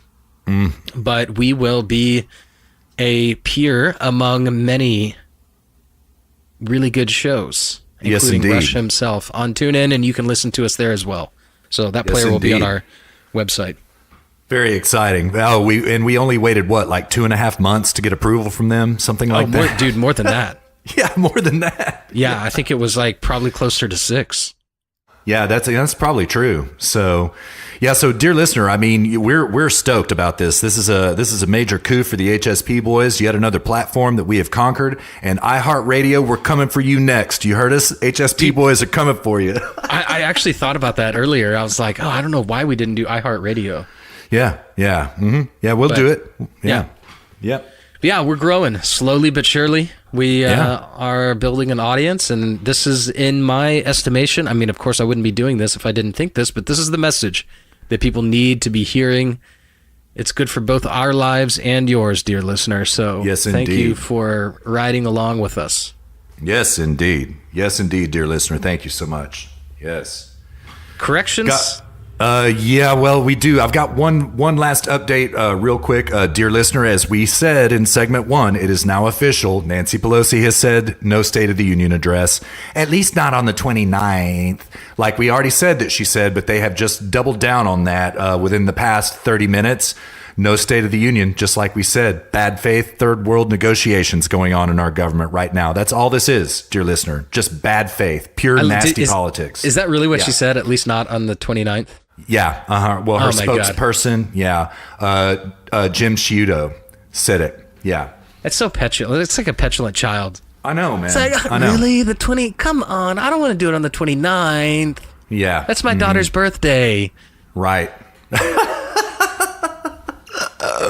Right. I guess in Pelosi's case, her granddaughter's birthday. Yeah, right. Yeah. Great granddaughter's birthday, maybe even. I don't know, because, she's got all those lovable kids that she always talks about. So anyways, I suspect we're going to hear a little bit of pushback from the president on this. Probably set your watch to it before end of day today, dear listener. But if not by today, definitely tomorrow. Because a deal is a deal. Remember, that, like we said in segment 1, the reason State of the Union was canceled was because of the government being shut down and there being lack of security. It was a ruse. It's about the wall. That's all it's about. You know what I mean? So until Trump says, okay, I'll give up the wall, there will be no State of the Union, dear listener. That's what this means, right? This is why Trump kind of miscalculated this one. But anyway, so that's all I got for updates, man. I do have a correction. It's a painful one. Yeah, it's a painful one. Yeah. So we were on record saying that we thought the left was going to take Trump's deal that we played from his press conference. Oh, yes. Yeah, you're right. I'd forgotten about that. And even I went and re-listened to the show, and when I heard that, I was like, ooh, man, we got that wrong. Yeah, yep, we did. Yep. I mean, when we're wrong, dear listener, we're just wrong. We'll admit it. This does threaten our accuracy rating a little bit. I mean, it was a prediction, right? Yeah, but man, our accuracy rating was getting so high that I don't think it could have gotten any higher. True. I mean, statistically speaking, to a certain extent, I would imagine accuracy rating to be logarithmic. There's just a certain threshold you're not going to get over no matter how right you are. So, yeah, true. True. This knocks us down a peg, and it gives us a chance to makes me excited. Man, we can build it back up. That's right. Yeah, as an opportunity. And absolutely, sir. Absolutely. Yeah. And a very corporate understanding of the term opportunity. Yeah. Indeed. I once had a boss, not to go off on a huge tangent here, but I once had a guy that I worked for. He was my boss. And he was like, "Luke, I have an opportunity for you." And I was like, he was being so totally sincere. And I was like, oh, awesome, man. He's going to offer me. And we were riding an elevator, so I was like, this is an elevator conversation. And I was just like, oh man, he must this is he's going to bring me into an inner circle or something, And he was like, when you speak to customers, you could do this and blah, blah, blah. And it was like an actual correction, not an opportunity. Yeah. It was like an opportunity to improve how I verbally communicate. And I just remember being like, that just took the wind out of my sails, and I could never take working for that company seriously ever again after that. Yeah. Because he was like the top guy.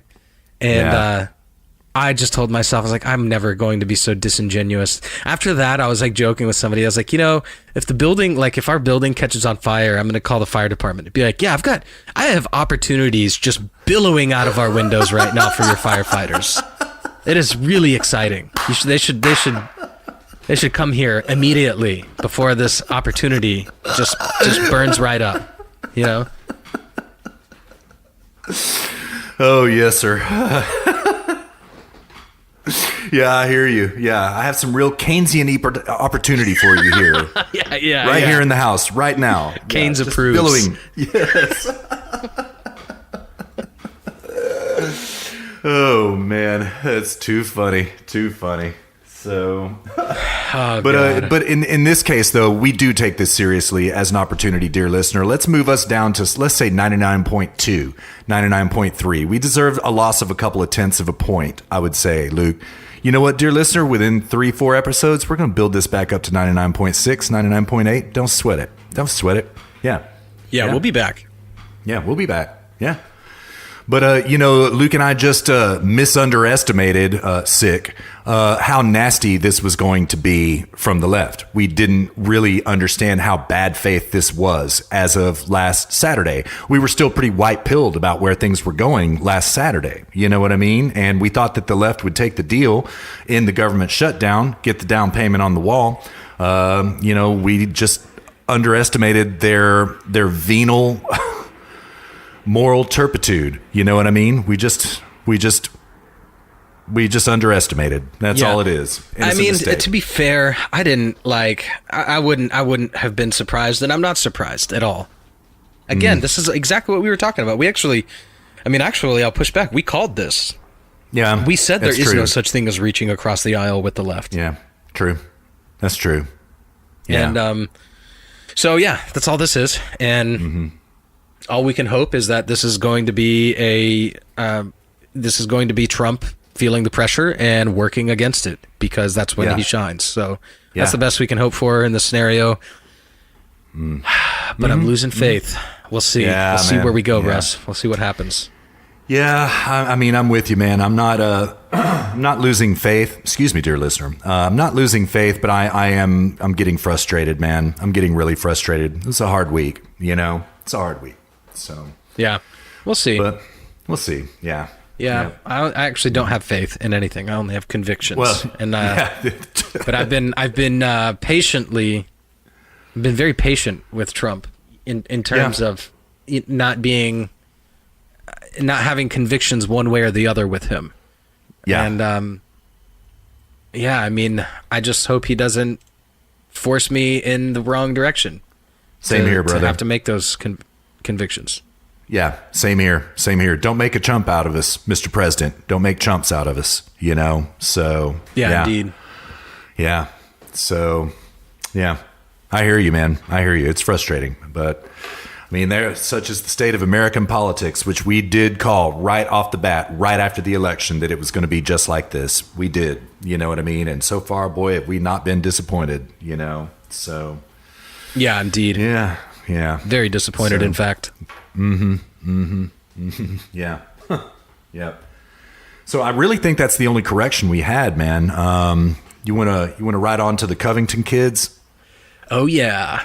The Covington kids. Yeah. Gotta love this story. I do too, man. It really should have been a non-story, dear listener, and it's been rinsed out 7 ways to Sunday. So Luke and I are going to kind of hit it and quit it and get up out of here. There's really not much left to be said about it, other than my only comment is thus, Luke. The evil of the media now is just completely laying bare for everyone to see. You know what I mean? And these kids did nothing wrong. Okay, were they perfectly respectable? No, they were not. But man, they're 15-year-old kids, dear listener. Come on, And this Native American elder, as everybody memed him into existence of being, really did get up in their set and get up in their business because he is a leftist opportunist, and he also kind of seems to me to be a little bit of a narcissist, as displayed by how he lies about his military service record, which has been completely disproven. He was not a Vietnam vet. He was a refrigerator repairman for the Marine Corps and went AWOL even still 3 times, right? He's no war hero. Yeah. Just couldn't handle those plains of Kansas, Yeah. Right, man. Those are some rough cornfields out there.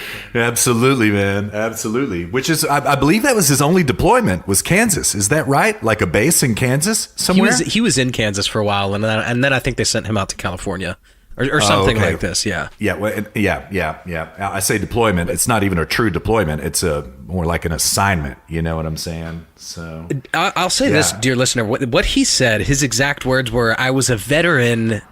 I am a veteran of the Marine Corps during Vietnam War times." Mm-hmm.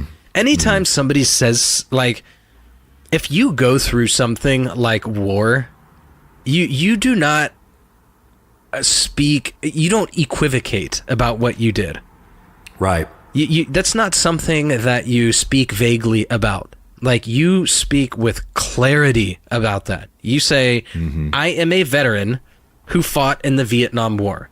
Now, anybody who was in the armed forces while we were at war is considered to be a veteran. Now, they're not necessarily a combat veteran, so you can further qualify veteran to be a combat veteran and different kinds of veterans, right? Generally speaking, it's just combat veteran or just veteran, and a veteran is anybody who's in the armed forces during a time of war. So you could be, pushing pencils for the Air Force, the chair force, and living, in a cushy place in America or something, and be a veteran just by virtue of the fact that we are at war during that time. So just because someone is a veteran doesn't mean they are a combat veteran. Those are two distinctly different things.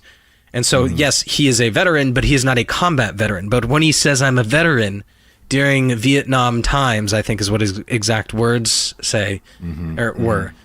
I mean, that is just, you don't equivocate on something like that. You speak with clarity. Right. And especially something about that serious, when someone says something like that, where it's like, oh yeah, during like those times, they are full of it. You know that they are hiding something, that they are, there's a certain comfort in complexity, right? This is something that the left is really good at. And I'm not saying that this guy's necessarily representing the left, but I'm saying that both he and then leftist politicians both fall into this same category of people who find comfort in complexity. They find comfort in cloudiness. They find comfort in other words, a lack of clarity. What they don't want is clarity, because the moment that there is clarity is the moment that they are unveiled and unmasked for being what they are, which is they're just lying, or they're leading you down a path which is not entirely true. They're trying to mislead you. And so anytime you see, when people speak with clarity, that is a good indication that that person is probably telling the truth and they are of a high moral character.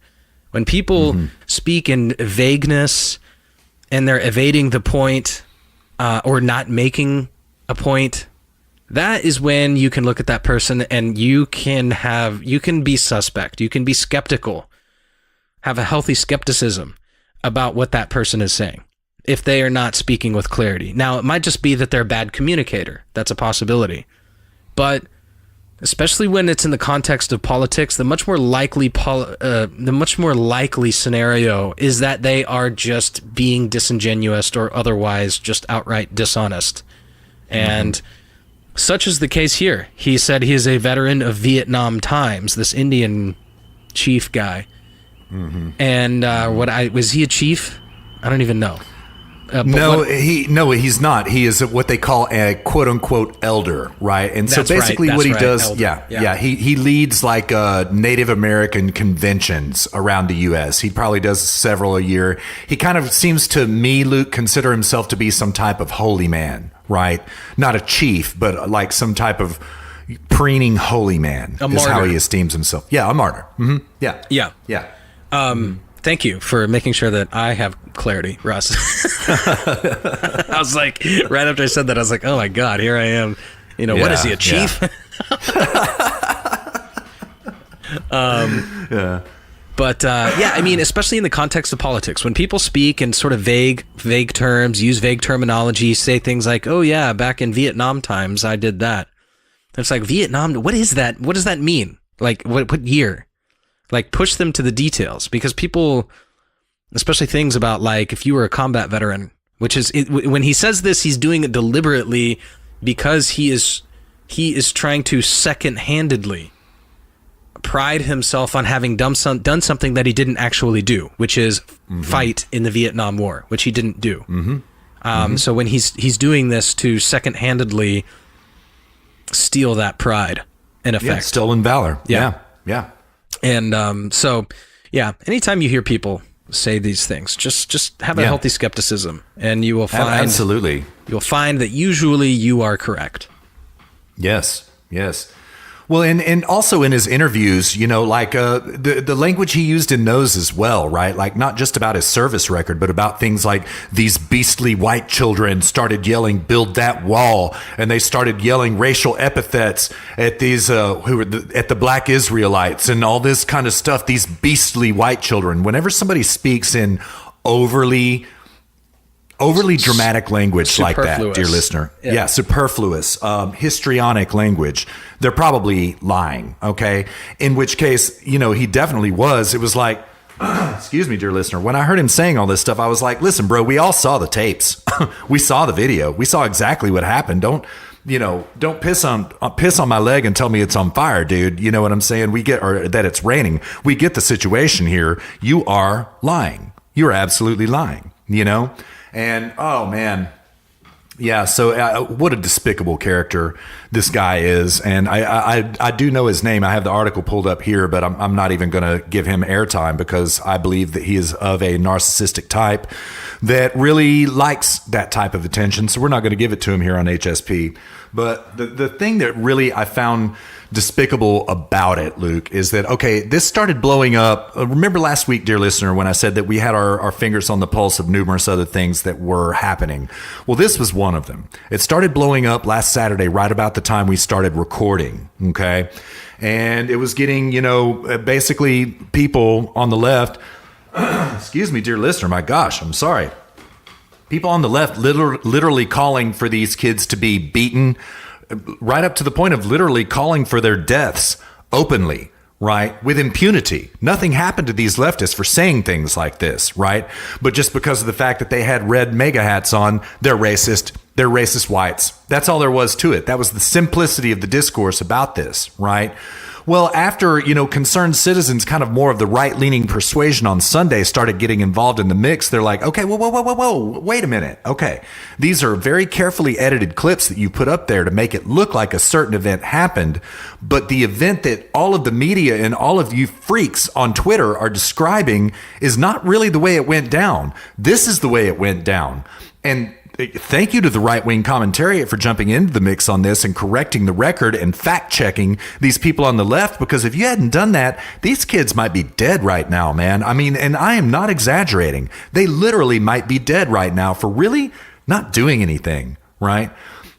People were calling for them to be doxxed, harassed. Yeah. They've received death threats. Yeah. And this isn't just thrown in the wood chipper, all kinds of stuff. Yeah. And the guy who tweeted that said they should be thrown into the wood chipper works for Disney. Yeah. I mean, nothing happened to him. No, none of these people got kicked off Twitter. I mean, this is not just some fringe leftist group. This was just, the left, they went berserk on Twitter. They did.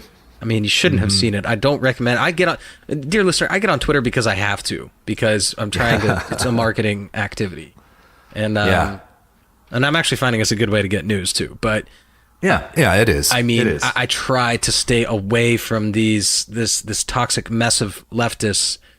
And I mean, to be fair, there's people on the right that do this too, but they're usually doing it because they're being ironic or trolling or something. But these leftists, they really do mean this stuff. Yes. And yes, they do. This was a massive mobilization of leftists to call for violence upon these kids. Yes, I mean, these are minors. It was. I even tweeted something out, Russ. Let me. I said it was a writer for SNL that said that she would perform fellatio. Oh yeah. On anybody who would assault one of these kids. Yep. I was honestly, here it is. Unreal, man. I tweeted this out. State of the left in 2019. I will offer fellatio if you assault a minor. This party has completely lost touch with any semblance of ideas. They are pure nihilistic totalitarians. Yes. And, I don't know, David Brooks, who I don't really like, he's a quote unquote Republican. He's not a Republican, but he's a writer for the New York Times, an op-ed writer. As far as the New York Times goes, he's kind of conservative, but like not really. He wrote a piece called How We Destroy Lives Today.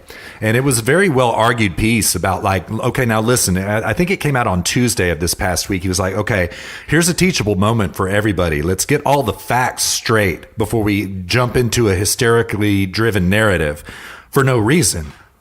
Well, the comments on that New York Times op-ed, dear listener, were just absolutely disgusting. It was leftists doubling down about these racist white kids. There's no proper display, no more indicative display of white privilege than what these kids just committed. 2,800 comments to that effect, right? And it's like, yo, just because you're going to sit here and lie about it does not make it true, right? Think about what this man is telling you. Let's don't go demonize a bunch of kids before we know all the facts. But what do? I'm not the biggest Vox Day fan in the world, but he is right. SJWs always double down. They always do. And so then, when the media started pushing back a little bit about, okay, yeah, it seems like maybe this isn't really what happened.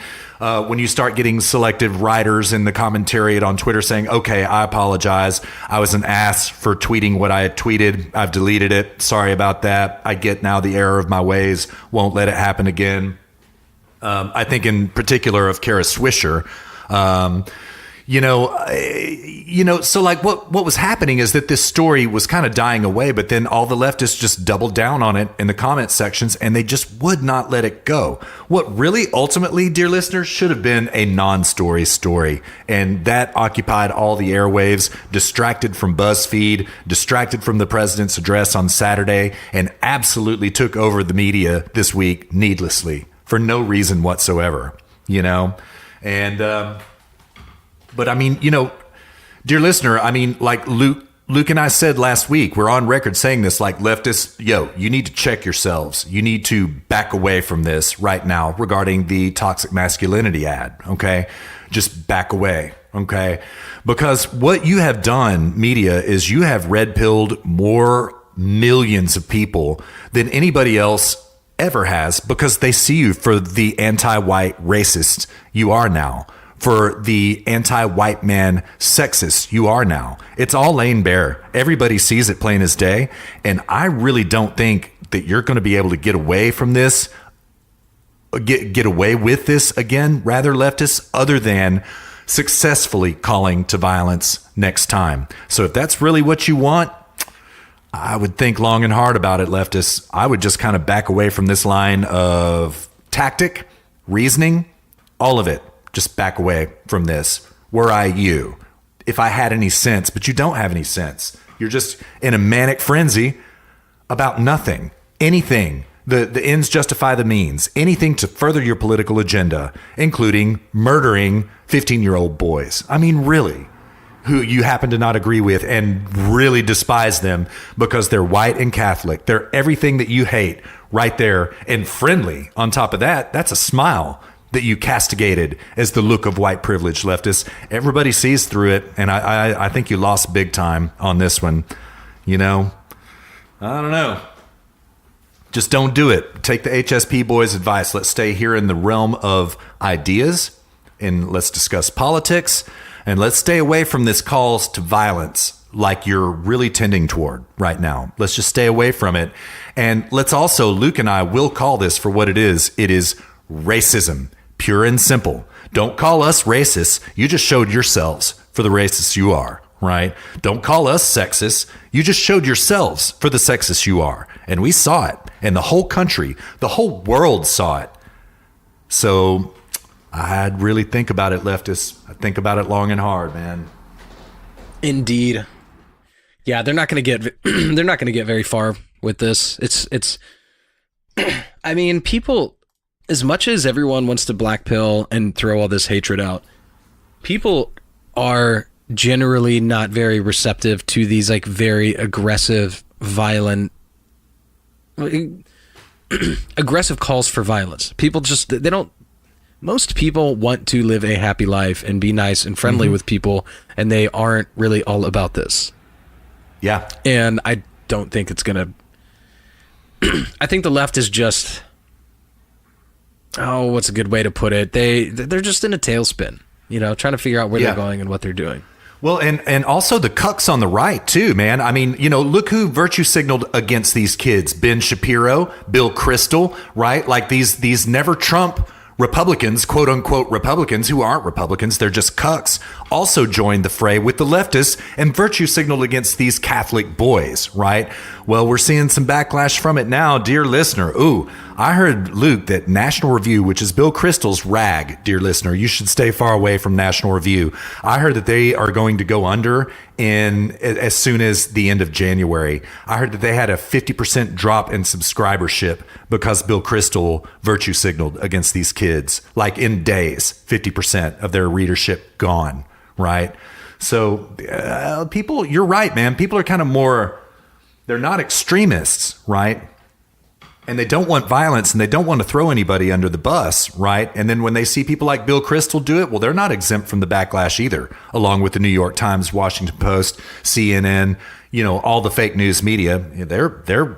They're exempt to the same repercussions, it seems, Yeah. Now, dear listener, I don't know this to be true about National Review, and there's only one way we're ever going to find out what the truth is, and that's if National Review closes their doors at the end of this month, or maybe say the end of February. So we'll see what happens.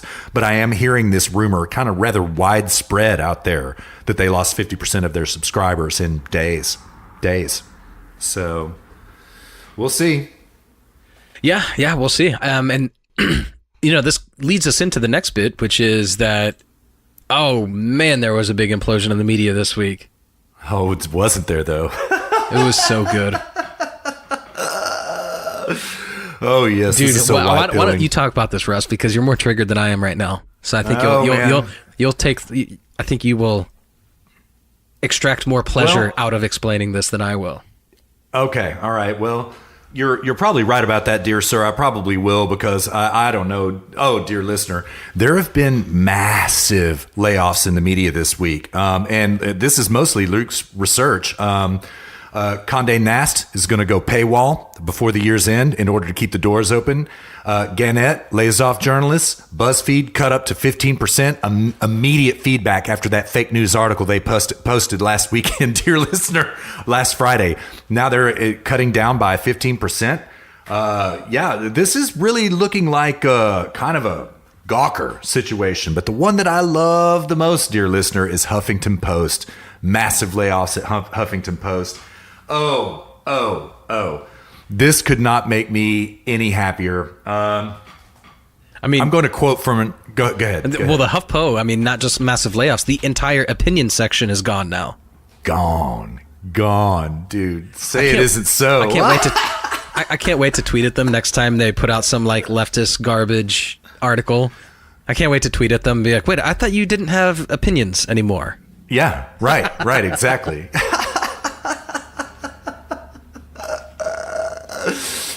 Oh, man. So, just some of the salt about it. This is from, first of all, dear listener, HuffPo's entire op-ed section were 100% all women, okay? One of whom was Eleanor Goldberg, and she tweets the following. While reporting today about federal workers who can't afford tampons, I was laid off from HuffPost. If there's anything I can say after 7 years, it's that I will finish the story, open parentheses. Also, if you're looking to hire a reporter to cover poverty and inequality, I'm available, close parentheses. It's too good, man. It's too good. Did you see people reviving that old tweet? It was like... I think it was somebody from HuffPo Opinion from a conference room, and it was all women. The whole conference room was in some girl tweeted out. She was like, "Notice anything?" And it was a picture in the conference room where the whole table's just women. It was like, "Notice anything special here?" Well, all these people on poll went and dug that tweet up from a couple years ago, and it was like, and then they were like, "Yeah, they're all fired now." Oh yes, all over Poll, all over Twitter. That went everywhere, man. These gals. Oh man, and I, good comeuppance. That's all I'm saying. Payback is fair play. Oh, totally. Laura Bassett. Yeah. Some personal news. I've been laid off along with some of my incredible colleagues. It's been a wonderful 8 years at HuffPost, and I'll miss my newsroom family more than anything. If anyone is looking for a culture, gender, politics reporter, long form and short, I'm available.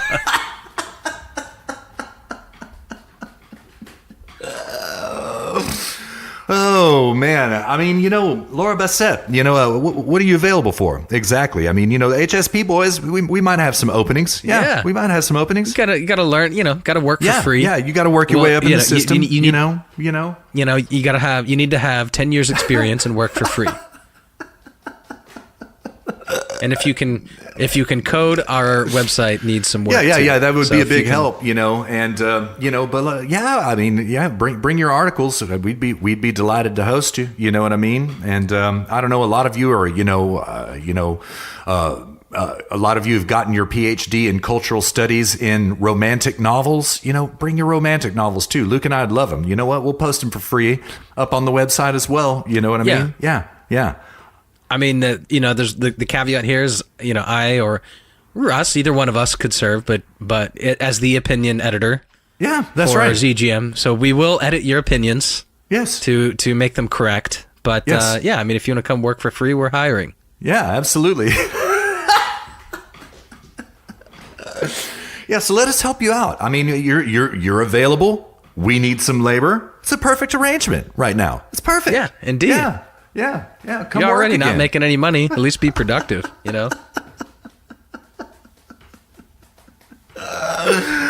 Oh man, it is glorious in our eyes. It is just glorious, dear listener. So go ahead. Dear listener, we do not bask in the misfortune of others. But this is justice. No. These people are slime. They are garbage. They lie. They misrepresent. They are not out for the truth. They are propagandists. So this is justice, and this is a net positive for our country and our culture. Yes. So I don't care. But Same do here, I bask sir. in the misfortune of others? No. But this is not.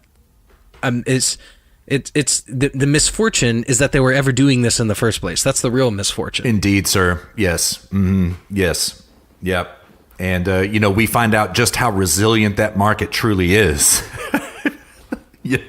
And I mean, these ladies at HuffPo, they have exerted so much misery on so many people in so many ways by doxing, by falsely reporting, by all kinds of stuff. You know what I mean? So this is what you get, ladies. This is what you get. And, sorry it happened this way. Sorry, not sorry, So, yeah. So anyways, I mean, what's, one thing a point that Luke and I wanted to make about this is that when we got on the horn on Friday night, what was formerly the Friday Night Comfy Post, and we were talking about it, right?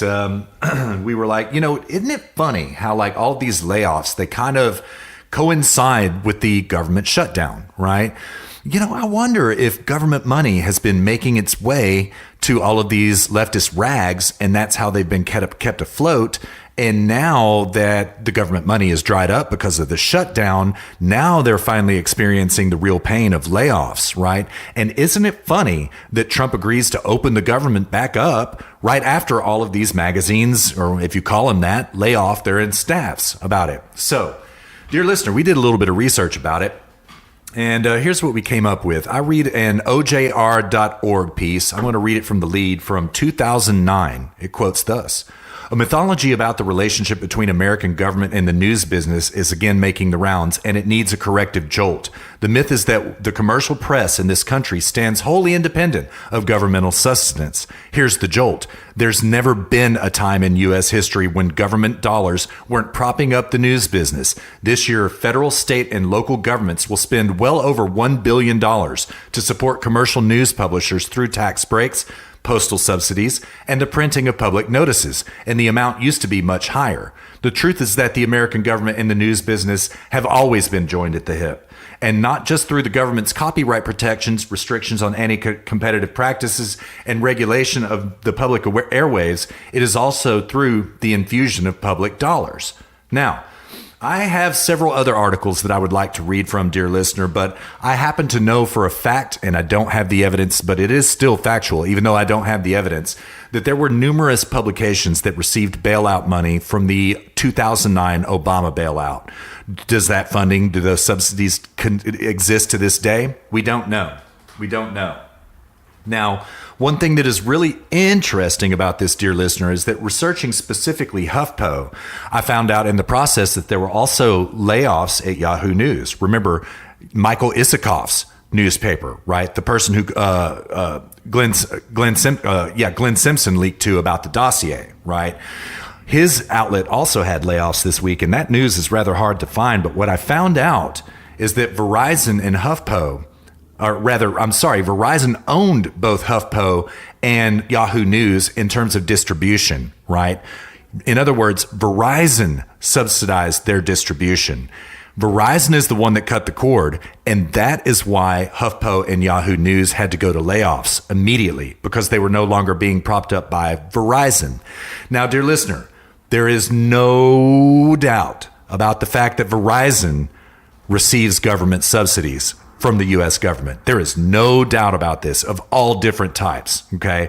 Luke and I have kind of talked about this a little bit when we were talking about net neutrality back in the day. They receive money from the government. Now, would we ever be able to prove that that subsidy money directly works its way through Verizon's financial networks down to HuffPo and Yahoo News? No, we'd never be able to prove that. But nonetheless, dear listener, with just a cursory glance of about 30 minutes time, we didn't find fire, but we found smoke. And it was really putrid and interesting smoke that we found. So we're going to keep on looking into this. And if we find the smoking gun evidence that the U.S. government was subsidizing Gannett, BuzzFeed, HuffPo, Yahoo News, National Review, Condé Nast, right? If we find that smoking gun, we will let you know, because inquiring minds want to know, and therefore inquiring minds shall find out.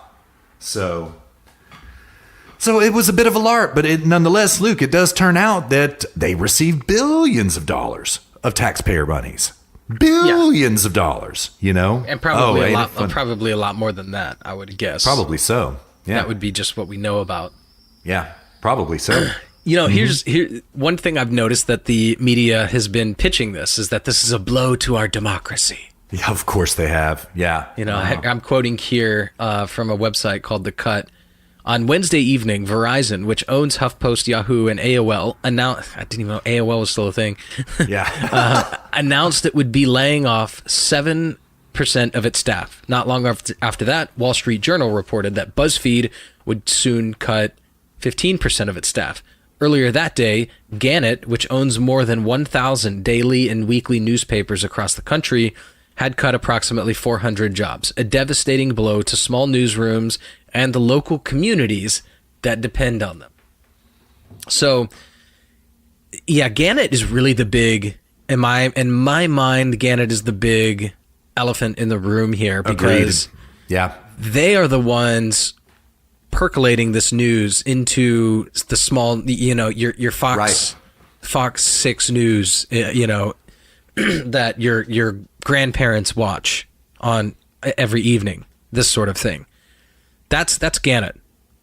And they just laid off 400 people. So they are having major problems. Now, what's interesting is that they're pitching all this as local communities that depend on them. Well, media is about to find out the hard way that people don't depend on them anymore because they aren't dependable. That's right. This isn't like, oh, people get their news online. Look, they can build a website. They could go do that too.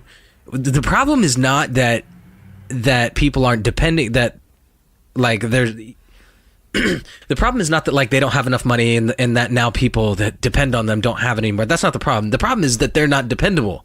Yes, you can't trust them. They aren't telling the truth. They're not reporting accurately. that's the problem. So there is a core fundamental problem here, because they could build a website, they could keep, reporting news to your grandparents and this sort of stuff, no problem, if they were delivering valuable news. But people are figuring out, thank you for the internet, people are figuring out through websites, through independent websites and blogs and forums and chat rooms and things like that we're doing here on HSP. The internet is enabling, just like you are seeing the proliferation of musicians and artists on YouTube and Patreon and all these other platforms, so too you are seeing a proliferation of information distribution. Absolutely. In the form of what Russ and I are doing. Yes. And many others. And that is vastly more valuable than what Gannett is doing, because they don't care about the truth. That's right. We That's do. Right. We have to. Mm-hmm. I mean, we can't compete with these people. We have to have some sort of edge. Yeah. Integrity. Yes, we do. Yeah. We have to. Yeah. Yeah, we have to have some sort of our competitive advantage is, I mean, aside from the fact that we've read a lot and we know a lot of things, I would like to think, and this sort of stuff, I mean, our competitive advantage is that we're, to the best of our ability, honest. I don't think that about these media organizations. Absolutely, sir. So this is the core problem. The problem isn't like, oh my God, people depend on us and we need free money. That's not the problem. The problem is that you are putting out a bad product that nobody wants anymore. Yep. So, sorry. Well Bye. said. Well said, man. Yeah, I couldn't agree more, man. I couldn't agree more. There is one last observation, and I found an article to that effect. I'm not going to quote from it, but, it was also kind of my observation, too. They wrote a finely penned piece. It was in cjr.org. I won't read directly from it. I'll just tell you what is interesting about this, dear listener, is that, okay, so this week, it was National Review, HuffPo, right? It was Yahoo News, right? All the ones that we've already detailed previously, right? Well, these were supposed to be the ones that trounced upon legacy media. These were supposed to be the futures of media. These were the survivors after the 2008 financial collapse. These were the ones who were more efficient, more, dogged. They found out how to exploit cheaper production costs, cheaper distribution costs, right? And this is the model going forward. Well, dear listener, we're starting to realize that was all spin. That was all them propping themselves up as the way forward in American news. It was wrong, right? They were lying even back then, right? And that they compromised themselves by simply spinning an agenda and not just strictly telling the truth as a proper journalist is supposed to do.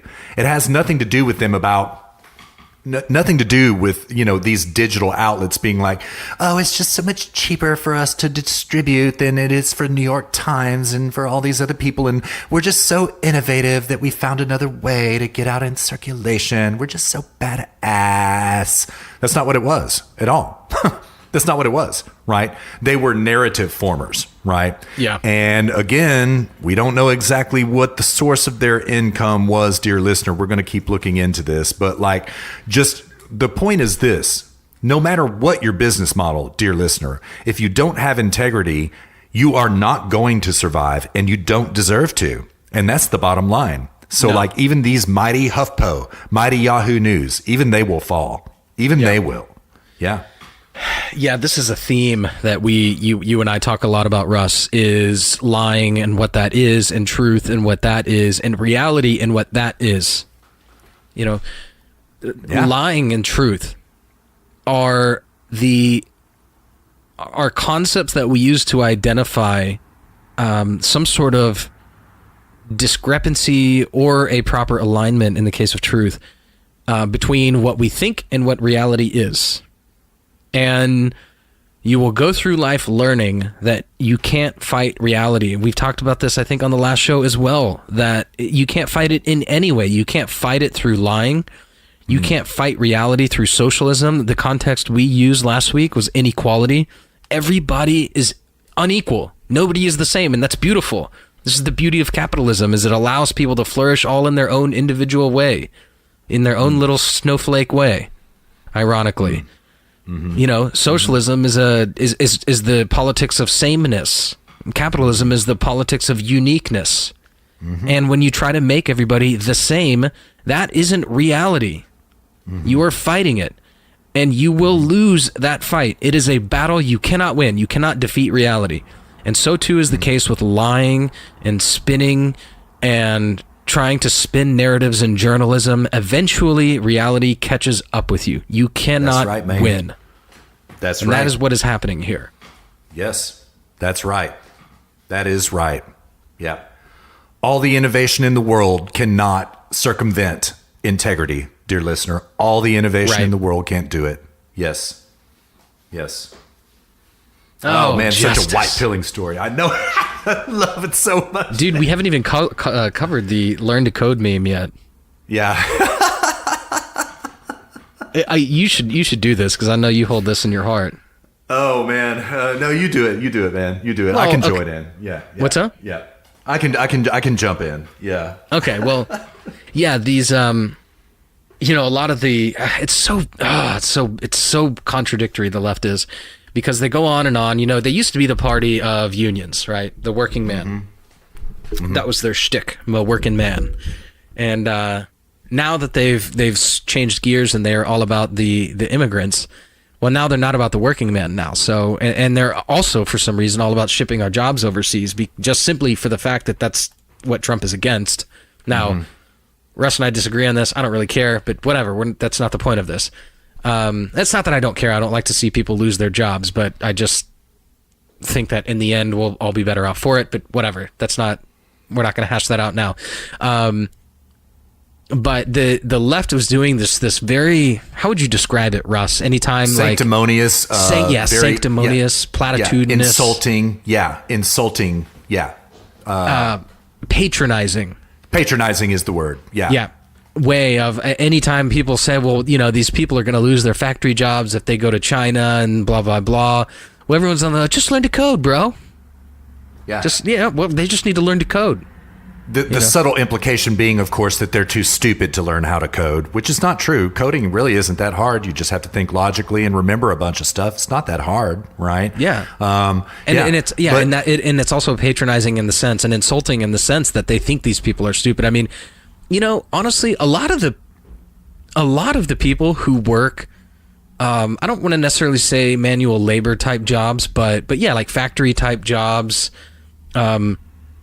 jobs requiring more work with the body and less with the mind. Those are actually some of the smartest people. For sure.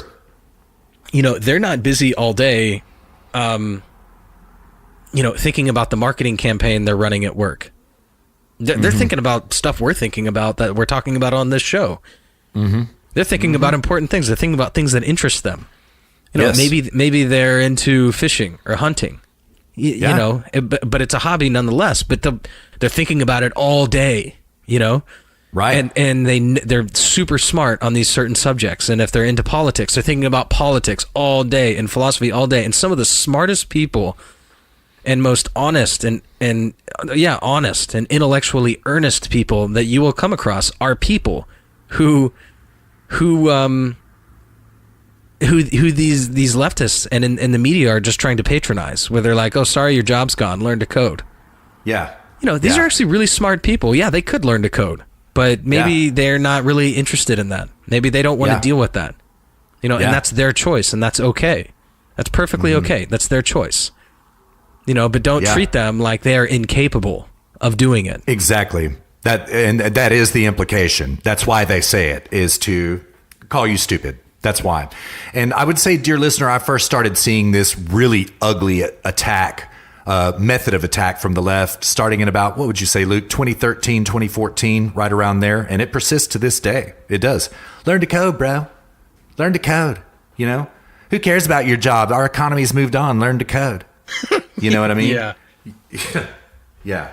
So now, on 4chan, oh God, they've just taken to Twitter all these media people that have lost their job now. Oh yeah, learn to code, honey. Yeah, that's the new meme, learn to code.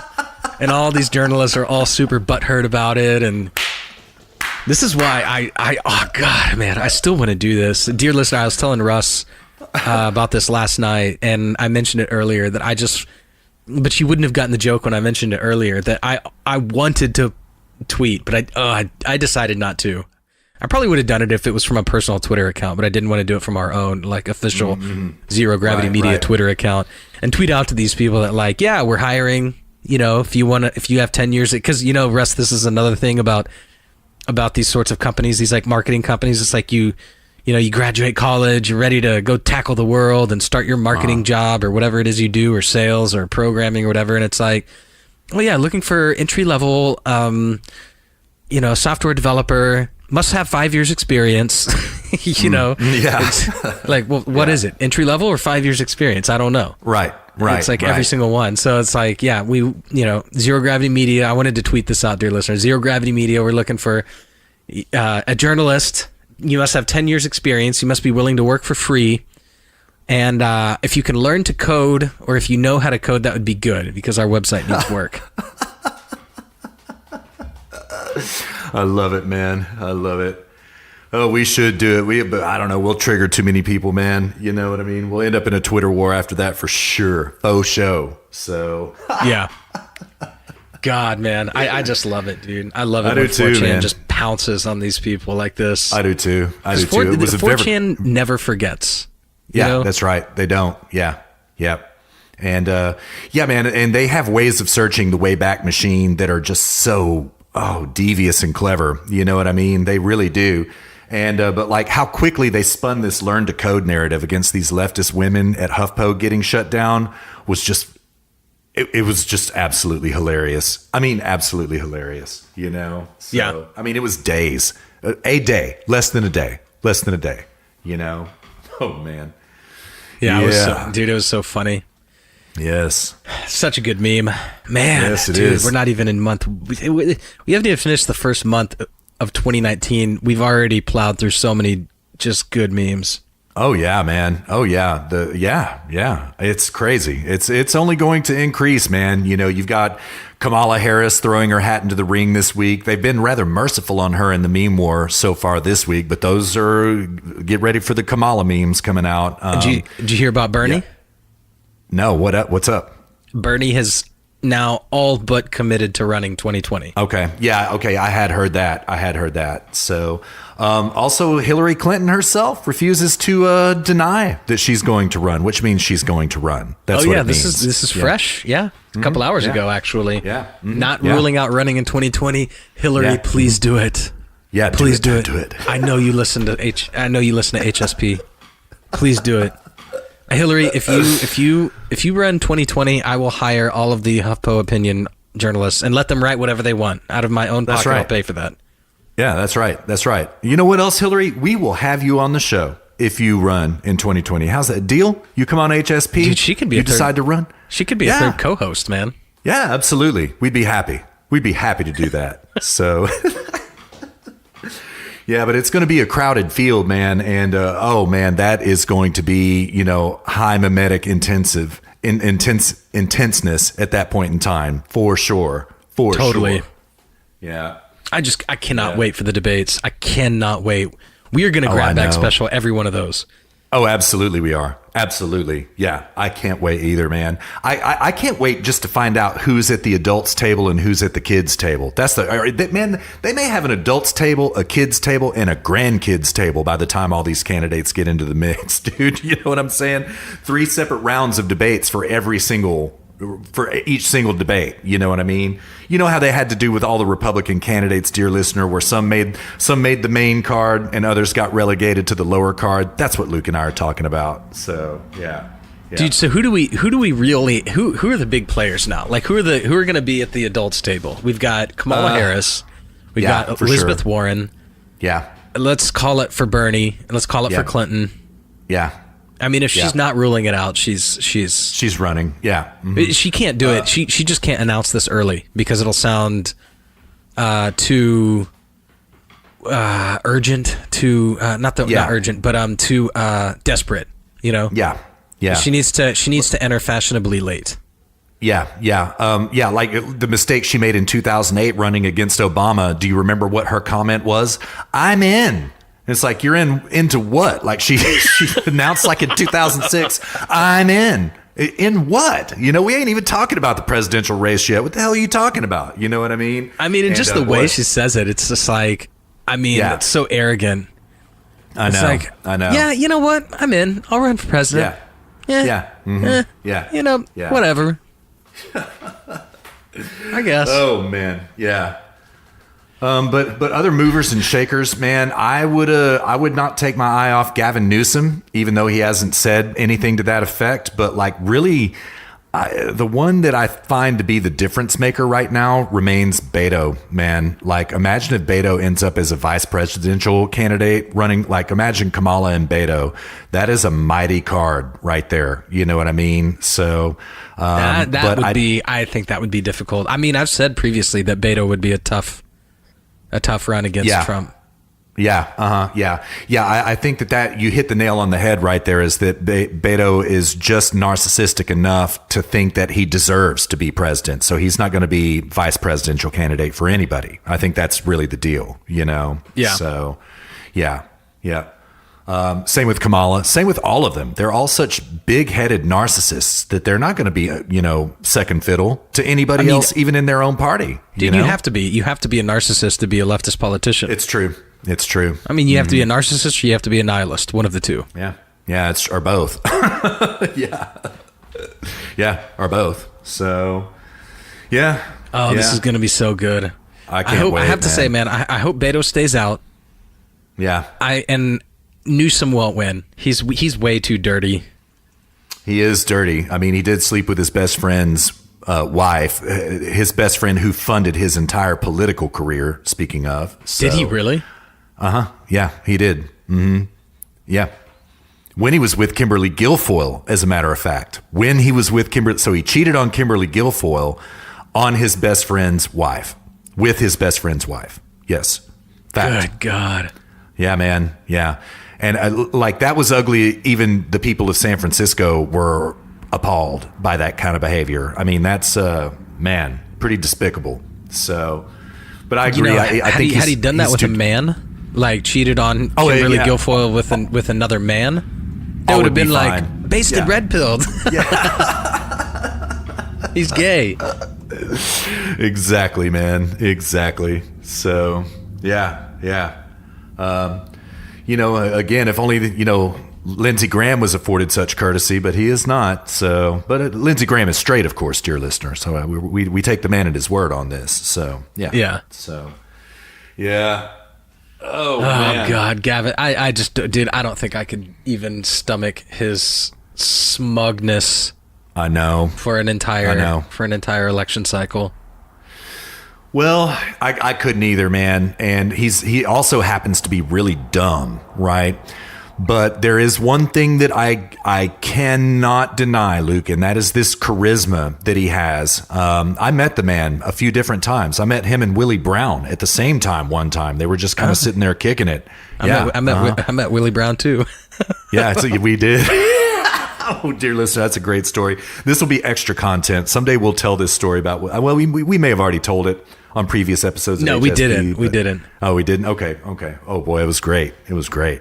But I met him both in another circumstance. But the thing about Gavin that really I cannot deny is I saw him with Kimberly Guilfoyle in a Chinese New Year parade. I can't remember what year it was, but he was still mayor of San Francisco, right? And so I was kind of right there at the oddly angled street, which is Columbus Street in North Beach, right? I was at the corner of Jackson and Columbus, right around there, right? And so there was, the parade is coming through and there's a big long gap. And I'm like, oh, wait, is the parade over? Right. Well, then all of a sudden, you see somebody kind of scurrying down the streets. Right. And goes and hides behind a telephone pole. Right. And then goes and hides behind a newspaper machine, just kind of looking coyly over at the huge crowd there. Then kind of, goes over and hides behind a police car and then comes out and runs up into the middle of the street and just throws his arms wide in this wide embrace. And dude, the crowd just lost it. It was Gavin Newsom, right? Just totally being coy about oh yes, I'm here. And they loved him.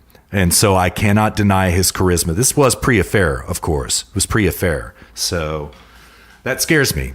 scares me.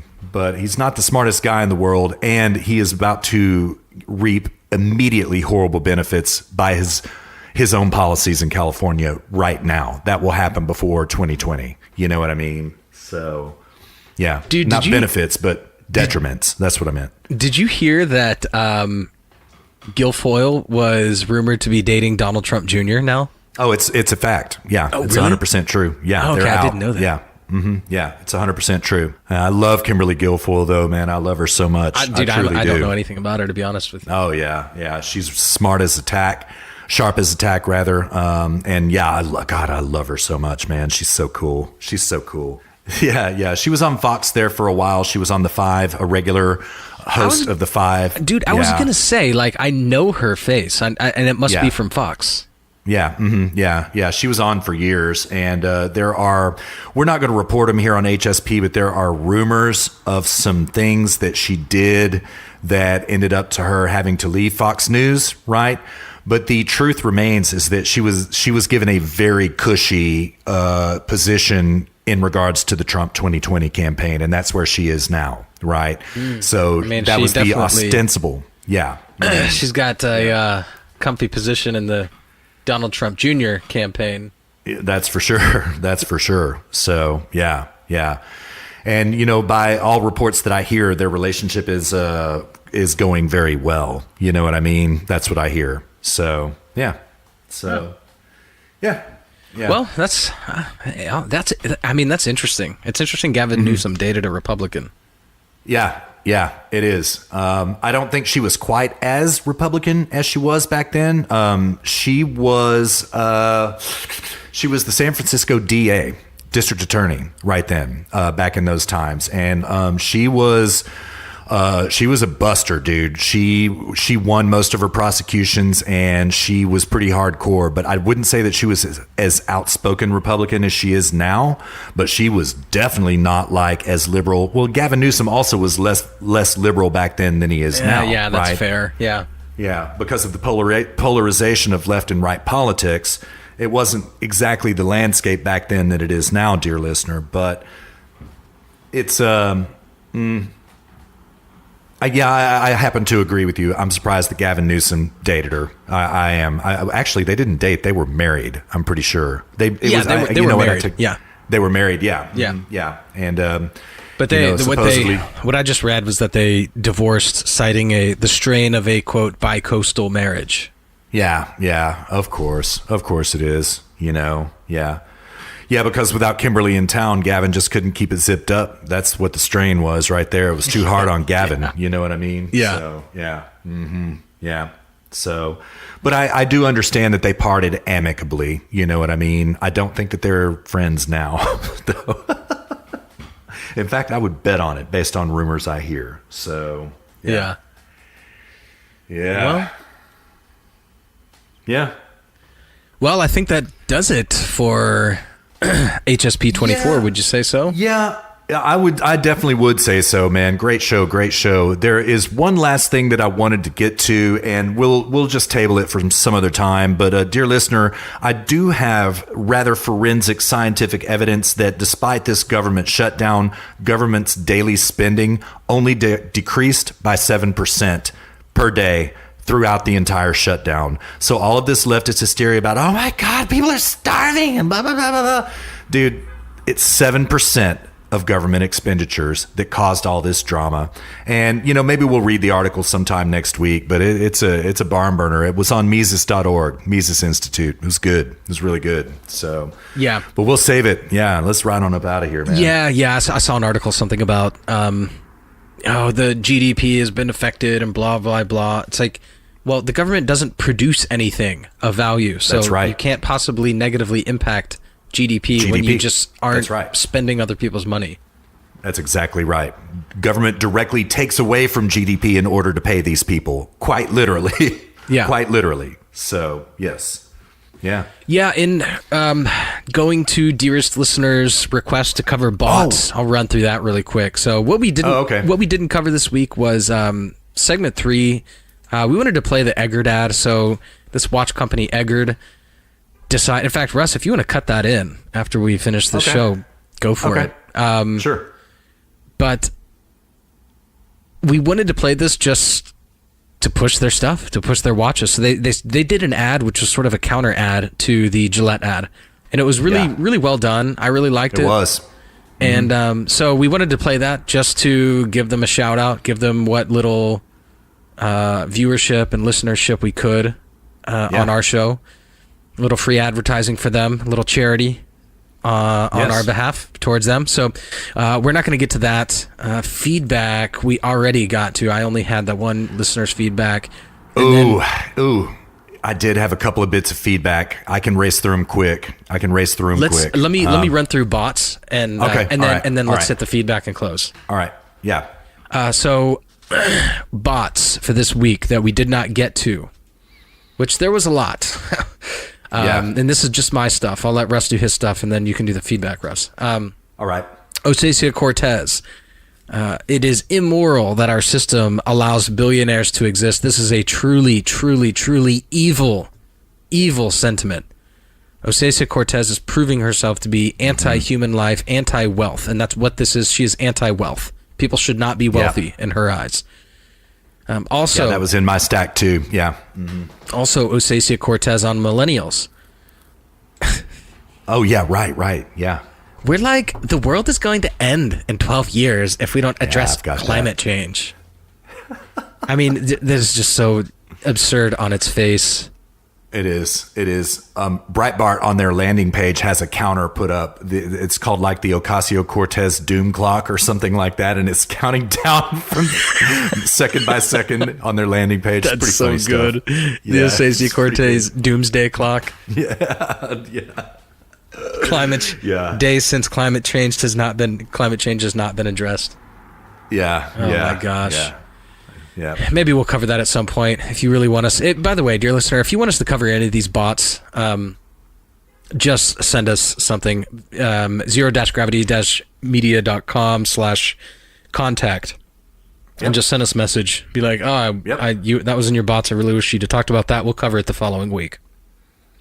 Yeah. We'll be sure to work it in. I don't know. Maybe we'll even do a bonus episode. Who knows? Who knows? White House planning to proceed with State of the Union, but details up in the air after Pelosi threat. Basically, we covered that.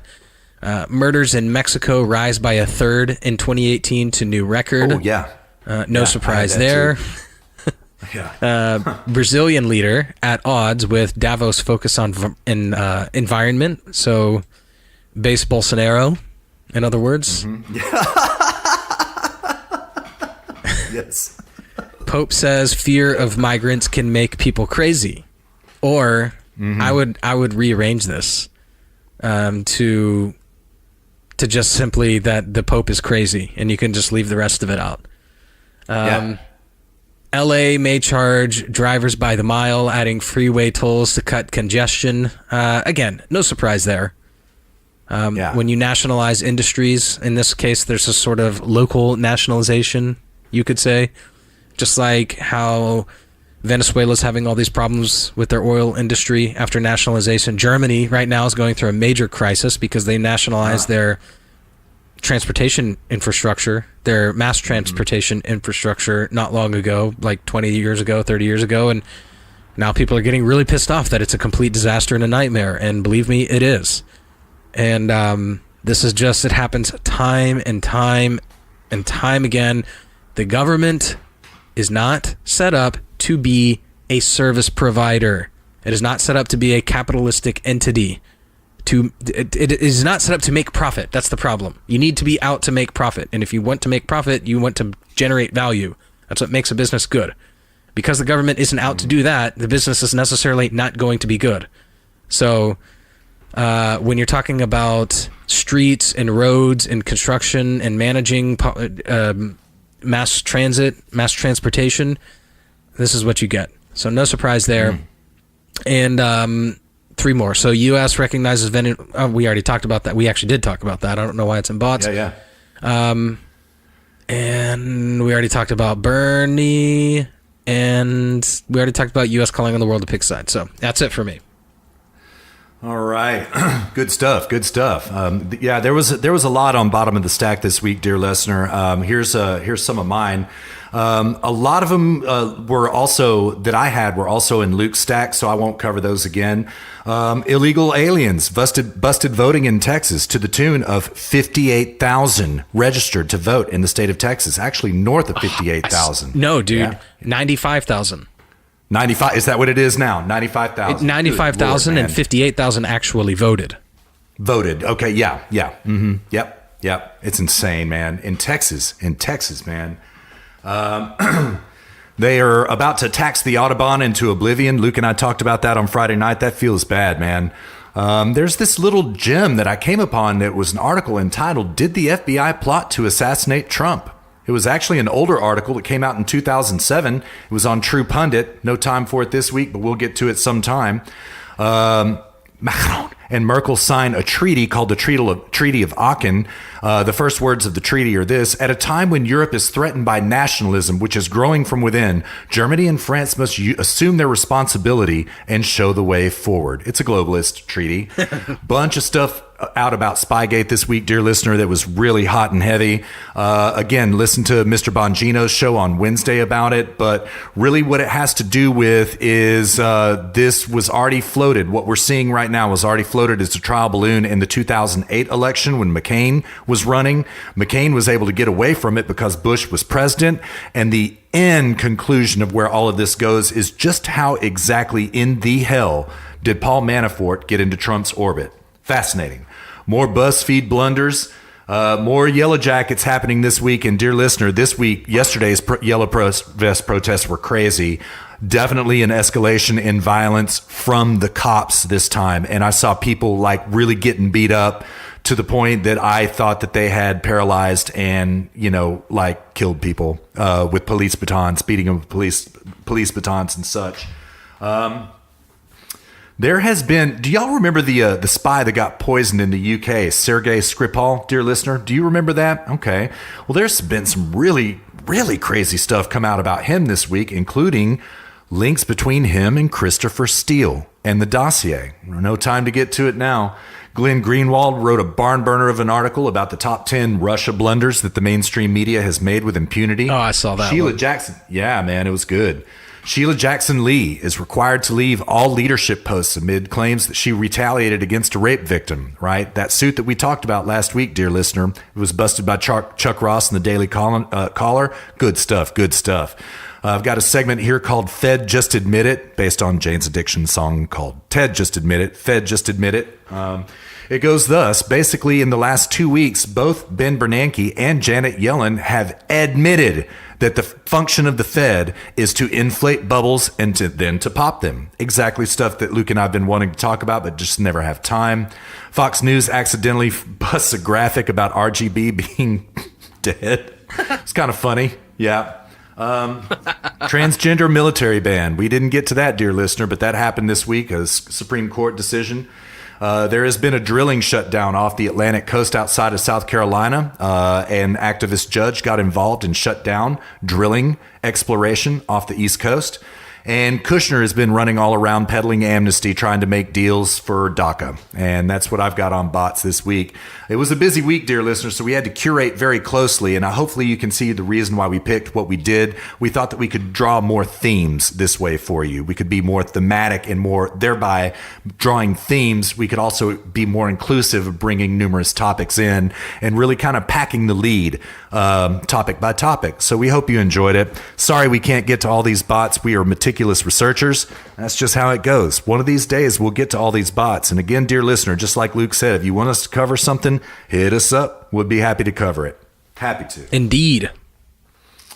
All right. Now we got some dear listener feedback. You said you had some, right? Yeah, but I covered it already. It was okay. It was earlier when this dear listener was talking about this is Pelosi 1, Trump 0. Right. Yeah, and I had some more, but it was more just sort of just personal back and forth with the dear listener about Trump. It wasn't really official feedback, but this one is official feedback, and I can read it just to give her a shout out.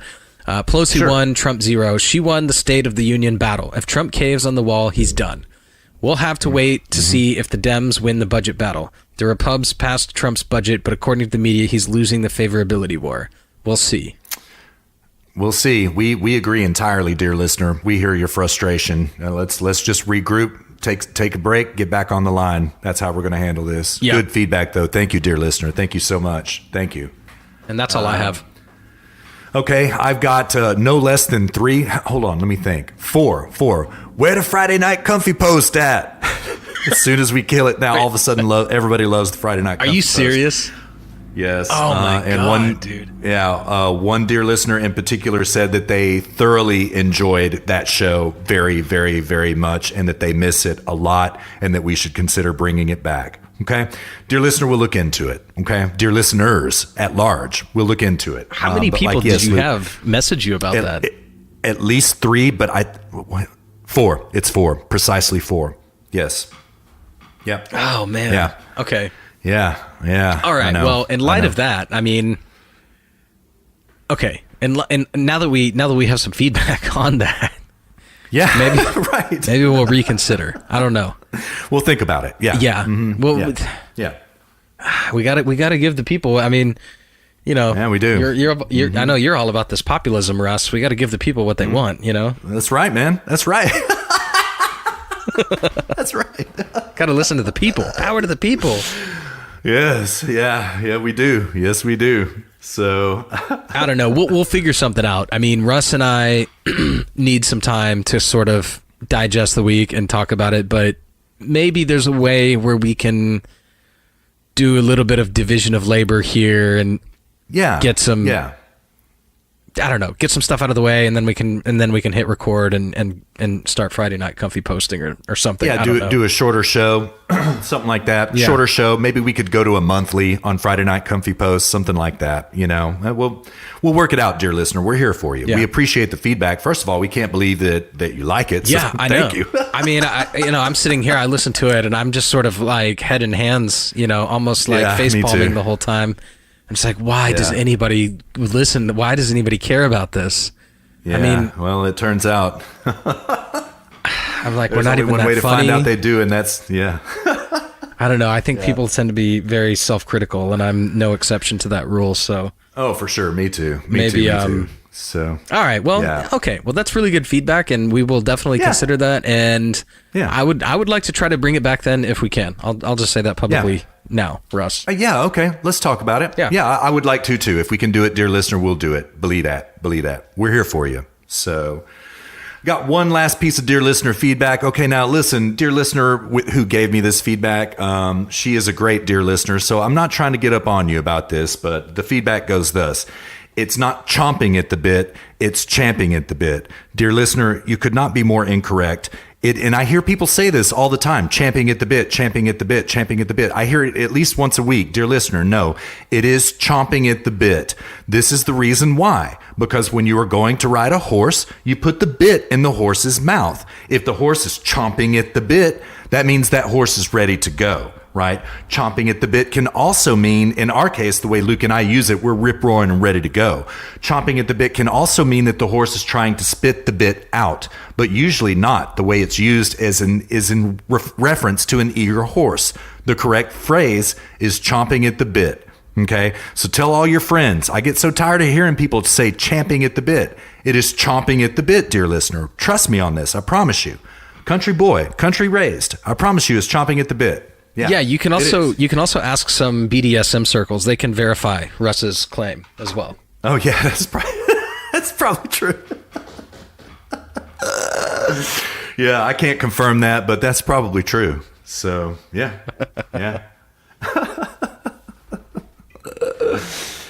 Oh, that's all I got, Luke. You got anything else, man? No, that was all the feedback. I thought you said you had like. That's it. Oh, okay. So 4 of the same. No. Yeah. Mm-hmm. Yeah. All right. Yeah. Well, that's all I got, man. Okay. Well, that's great. Well, or I guess that's 3 of the same or 4 of the same, and and then 2, and then 1 additional. Okay, great. Well, then that's it. All right, dear listener. Thank you so much for joining us on HSP 24. We're going to do something big for 25. I don't know what. We'll probably burn it down a little bit. We'll invite some co-hosts on. If you want to come on, shoot us an email. Shoot us 0-gravity-media.com/contact. If you want to come on, I don't know, maybe we have to have some sort of I don't know. It just depends. We'll have to play it case by case.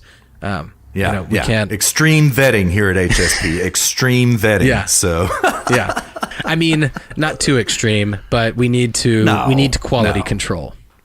Yeah, we do. Yeah, we do. So, we do. Yeah.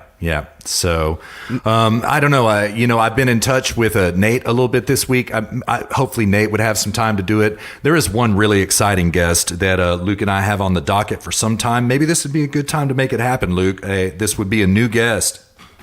Hopefully it'll work out, but Luke and I aren't there yet. Give us a week to plan. This internet outage yesterday, dear listener, really set us back. We're sorry about that. I mean, that, man, yeah. Sorry we're 24 hours late for 24. We mean it. It was hard. So, yeah. Yeah, well, we are here nonetheless for you, dear listener. So that's absolutely right. We'll do something big. Join us next week. Thank you for joining HSP 24, and that does it.